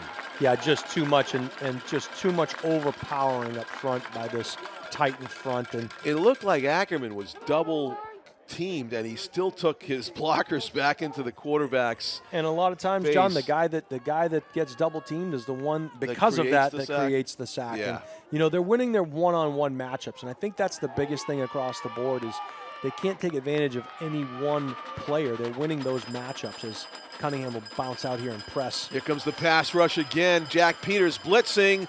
There's the pass off the back foot, and Caden Perry can't come down with it. It's going to be. Yeah, Henault just running for his life here to his left. 4th and 16. Throws off his back foot, tries to get set, but he actually got it to him. Had a chance to make the play. Give the credit to Jarrett Henault on that. Perry just got it jostled loose. Couldn't come down with it. It would have been short of a first down, but it would have been 4th and short. Instead, it's going to be 4th and 16. With 10 minutes left in the state title game. Division I, 2020, and it looks like Zach Picard's just going to punt it. Yeah. Oh, high snap. Picard on the rugby punt. He's going to take off with it, and he needs 16 yards. He's going to bang his way forward, and they think he got it. Did he get it? I don't think so. No, I don't think so I don't either. think so. It depends on the. He's short of the He's not going to get that spot. He needed to get to the 48, and he got to the 47. They're going to, I think they're going to give a measurement just to appease. Yeah. Because it's a championship game. Well, you got running time. Short. Oh, they're going to stop it for I think so. They're going to talk about it, but he would have had to get past that hash mark, and he is not even close. I'd say he's a good yard short, almost a full yard short. We'll see. They'll bring him out. He certainly wanted to get there. Yeah, he wanted to get there, but the Titans were, they stopped him. I think they stopped him a little bit short. So yeah, he's short by a full yard. Yeah. This has been and maybe the time to talk about it here is it's been a difficult year, for 2020 for so many reasons. 2020 with the coronavirus and that political strife. Let's be honest, everybody's stressed out. This has been a difficult week for the kids at Nashua North too, John. They lost a classmate of theirs, Tyler Almeida, a couple of days ago, passed away tragically, and 17 years old. 17 years old. We want to send out our condolences to the family and his friends and loved ones. Just a terrible loss, and I know some of the hearts are pretty heavy today for this Titan team. They were close friends with Tyler, and I'm sure they want to try and win this one too, to in his honor as well. So Espinal with a nice chunk. Again, our condolences to the family, and this has just been a difficult year, and for Tyler Almeida, and for Nashua North, a great. It's nice to win a state championship. A great way to win. It's still a game, right? It's a game at the end of the day, and a lot of hard work. And we talk a lot of times about investments, right? And when you invest in a relationship, when you invest in money in the bank, when you invest time and effort, to come up short hurts sometimes because you've made such an investment and the return wasn't what you wanted it to be, right? As we see again, Espinal, he'll pick up that first down. But this investment for this North Titan team as we move forward here, they're seeing the dividends, they're seeing the returns today. So kudos to them and their staff, and as the clock continues to run here. And an emotional week, no doubt. No doubt about it. For many reasons. So the Titans have a 3rd and 2 here. They have not thrown the ball in the second half, I don't believe, at all. And they haven't had to. I don't think you would. Yeah, right. So it's probably going to be Curtis Harris trying to find these 2 yards, and he does. I believe he got to the 30. They needed only the 32, so easily moves the chains. Good for another Nashua North first down. First down. So they're moving methodically down the field. No pressure to score here. It's more important just to hang on to the ball and let the clock continue to run. Fourth quarter of the 2020 state championship game. Thanksgiving just around the corner, but because it is such an unusual year, this will be the last football game for both of these teams. Isaac Smith with the carry. He is corralled and pulled down near the line of scrimmage by one of the best linemen on the field, Matthew Dalton, senior for the Grizzlies, number 52, two-way player. I think you called it here too. We're seeing a little less of Curtis Harris Lopez game managing right now more than anything else. Yeah. And again, you can afford to do that. Yeah. And what a difference a year makes, right? A year ago they didn't have that luxury. He was the guy, but now these guys, a year under their belt, a year of growth, a year of weight room, a year of understanding the system a little bit better. Jaden Espinal in motion. Jaden, one of the great crew of seniors that produced a state champion to remember for the ages. This team, I want to say the seniors' names: Curtis Harris Lopez, Chris Acevedo, Lucas Cunningham, Jaden Espinal, Devin Brissetti, Kobe Marshall, Ed Brissetti, Anthony Green, Brian Mwangi, Zach Mazak, Travis Holbrook, Liam Novak. Seniors on Nashua North's all-time team: Ethan Nevins, Spencer Whiting, Zach McIntyre, Max Ackerman, Jacob Sansusi, Jesse Naguna. There goes Smith around the end again. And Isaac Smith, just a junior, will be enjoying watching him play next year. As we watch the replay on 3rd and 7. I think you named off about 18 kids there, John, give or take. That was a terrific team all by itself, just the no seniors. doubt. Good tackle by the Grizzlies. Not much of a gain. 3rd and 7 becomes 3rd and 6. So let's see what the Titans go with here. It'll be 4th and 5, I'm corrected. They will, of course, go for it. Too far to kick a field goal, unnecessary field goal. And the clock's running. So, I mean, this is, no again, need to punt. You're down, this is a good play here. And Espinal, handoff, looking for an opening to exploit. He is forward for close to first down yardage. See the spot. I think they're going to be short. Yeah, they are short. Grizzlies ball. But that clock I guess they don't running. have a sense of urgency to break that 52-point barrier that I was talking about. I will tell you this, 49-21 is great, but they would take 2-0. A win is a win is a win. And at this point, you're fighting against the clock here. And even though there's still 5 minutes Funny, left, I was they're looking up peaking. scores, and you mentioned 2-0. I saw a score that is actually 14-2.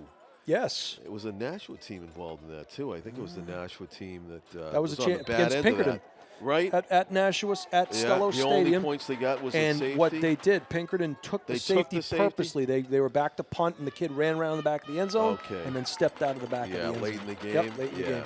Right. That was a game where South had beaten them during the regular season bad up at their place, and they came Different back. type of game than this one, huh? Different type of game, yeah. 14-2. Actually played defense. Almost boy. a pick by Luke Cunningham, and he's so capable. If he was anywhere near that was going to stick like Spider-Man. Yeah, just well read. Oh. You have to give Kyle Tave and his defensive staff a lot of credit here for the game plan they've put together and really what they've done all year from their 3-4, defense. They didn't have to change up a whole lot. They play, they do what they do, and they've Where's Luke Cunningham going next season? Do we know? Is he do playing not football know. after this? I do not know. I want to tell him to go to my alma mater, Colby. I think he'd be great up there. Yeah.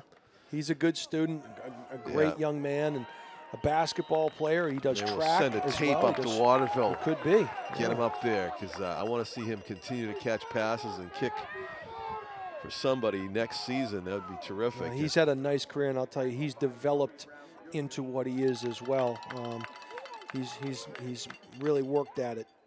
So the Grizzlies faced with a 3rd and 4 here with 3 minutes left to go in the game. Playing for pride, trying to make it a closer final result as Henault drops back. Ooh. And Wow. coming like a train was Green, getting it away and complete inside the 40. It's going to get like 8 yards of forward Watch this progress. block by Picard. I think it's Picard. Yeah, boom. He meets Anthony Green, or Green meets him. It looked like they were setting up a hook and lateral there, to be honest with you. I didn't know if they were trying to pitch the ball. Yeah. Ron Ducky Welliver play. That was his staple, the hitch and pitch. The hook and ladder. You got to run it, Jason. Got to run trick plays, Jason. Gotta run it. Ducky, if you're listening, you're the man, buddy. Had a great conversation with him last night talking about the old days. Oh, man. He's forgotten more football than I've done. And, yeah, you know what? Coach Roby, he talked about your pregame speech, cares about every player. I wish I had him as my high school coach. He made me want to put the pads on again. Jason Roby's a class act, and I just love the guy. Ron Welliver. Had to get that out there. Sorry if I embarrassed you. Ron, the check's in the mail, buddy. Thanks very much for that, boy. Yeah. Yeah, he was sincere about it when he said it to me last night. Here's the pitch.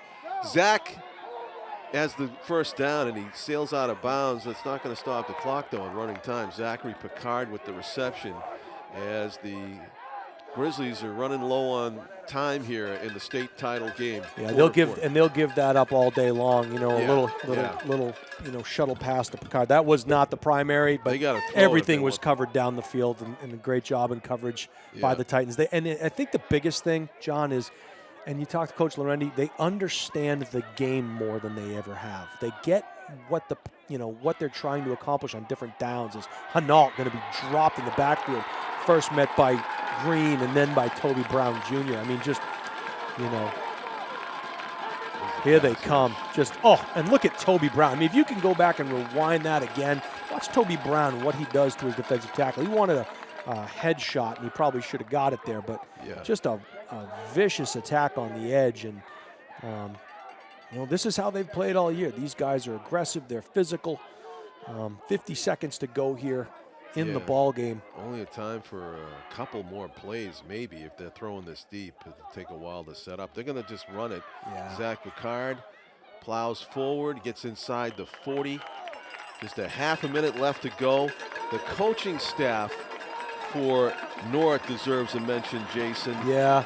Dante Lorendi, Chad Zabolis, the offensive coordinator. The DC is Kyle Tave, Zach Harris, also the head baseball coach, Rob Russell, Tony Santorsa, Rick Leavenworth, Eric Fowler. I mean, those guys have just, and when you keep a staff together for that long, good things are going to happen, and that's kind of the difference as Henault runs into Cunningham, but that's going to do it here. We can get back on and see the celebration begin. Yeah. Take a quick look at the replay, but I think the best play is the one that's probably happening on the field right now, and we'll get to, I guess, in just a second. Here we go. There it is. Yep. A great celebration. A job so well done by this Nashua High North Titans team. The 2020 varsity football team for Nashua High North, a team for the ages. Start to finish, John, just, it was undefeated. Well, and I think it was a couple of different things, right? I think last year left a sour taste in their mouth. They would have loved a chance to play against Londonderry in that state title game, and I don't know if they beat Londonderry, but I think they probably felt like they deserved a shot at them at least, and didn't get the opportunity to do that, and really felt like they had unfinished business here. Those heartfelt hugs. Yeah, and those are something that people that have never played the game or never invested in something, as we talked about, wouldn't understand what that feels like or what it's all about. And Tom King made a joke last week about you got to get over it. Let me tell you something. If you've never played in it and you've never won one or you've never lost one, it's easier said than done. It's not an easy thing. The relationships you build with these kids, the good times, the bad times, the wins, the losses, the calluses, these are the experiences that make you who they are. And you know what? 25 years from now, 30 years from now, they might not remember that final score, but they're going to remember something that happened in a practice or something that happened in a game or a moment on the sideline during the game. That's what they're going to remember. Culminates with a state title, and you can never take that away, but there are moments built in here that these kids will never forget. And it's a credit to the coaches and the staff and everybody in the city really who made it work. The medical people, Lisa Gingras, the athletic director. I mean, there are a lot of moving parts here, and it's just nice to see these guys get their just due. And maybe it came a year late, but it came. And the Titans will enjoy this one, no doubt about it. That's Coach Jason Roby, who took this North team to the state championship game twice.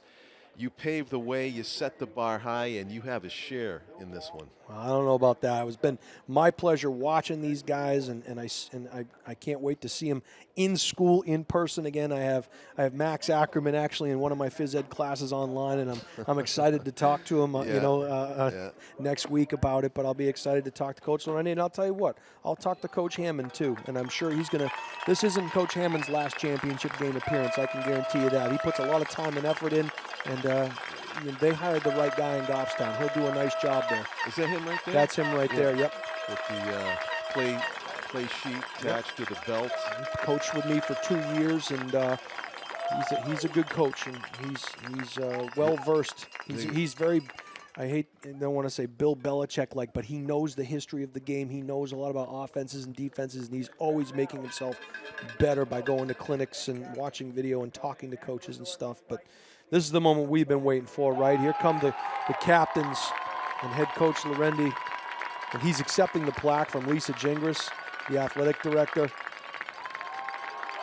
Coach Dante Lorendi with his 4 captains: Curtis Harris, Lopez, Spencer Whiting, Max Ackerman, and Lucas Cunningham. One of the best moves we ever made was bringing Coach Lorendi to Nashua 2008, installing that spread offense, and that was kind of the push we needed to get to that next level. And Coach Zabolis called a heck of a game, and it's great to see, and well deserved. This is a credit to all those guys and the hard work they put in. And when following all those protocols, taking temperatures when you go to practice, the workouts that they would do in the summer, keeping the social distancing, keeping the masks on. It certainly wasn't an easy thing, but they've managed to get to this point. Isaac Smith in the back there, 3 yeah. touchdowns. He can't even get seen in this photo because he's not one of the tallest guys. Get around the front, Isaac. Come on. There's room right there. Yeah, you know what? Isaac's a great kid. And I'll tell you, Isaac Smith did not play football last year. And Isaac, I think, was very happy that he came back out for this team this year. And I know that the Titans are glad that he came out as well. Wow. A lot of smiling faces there. Yeah, he didn't play last year. So, yeah. But came back out for the team this year, and happy for him. Happy for all those kids, really. That they just there's a lot of stories within that group of young men, and that will go with them for the rest of their lives. No matter where life takes them, they will always have this moment, and it does mean something.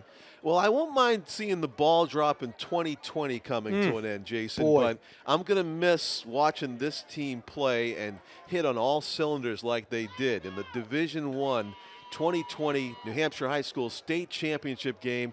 North defeats Goffstown 49-21. 70 points total scored in the game. Unforgettable team and contest, and of course, season. For Jason Roby, I'm John Collins, thanking Tom King, our cameraman Tim O'Neill, and our executive producer Pete Johnson, our friends at Goffstown TV. Congratulations to the champion Nashua High North Titans. And good evening from Bulldog Stadium in Bedford, everybody.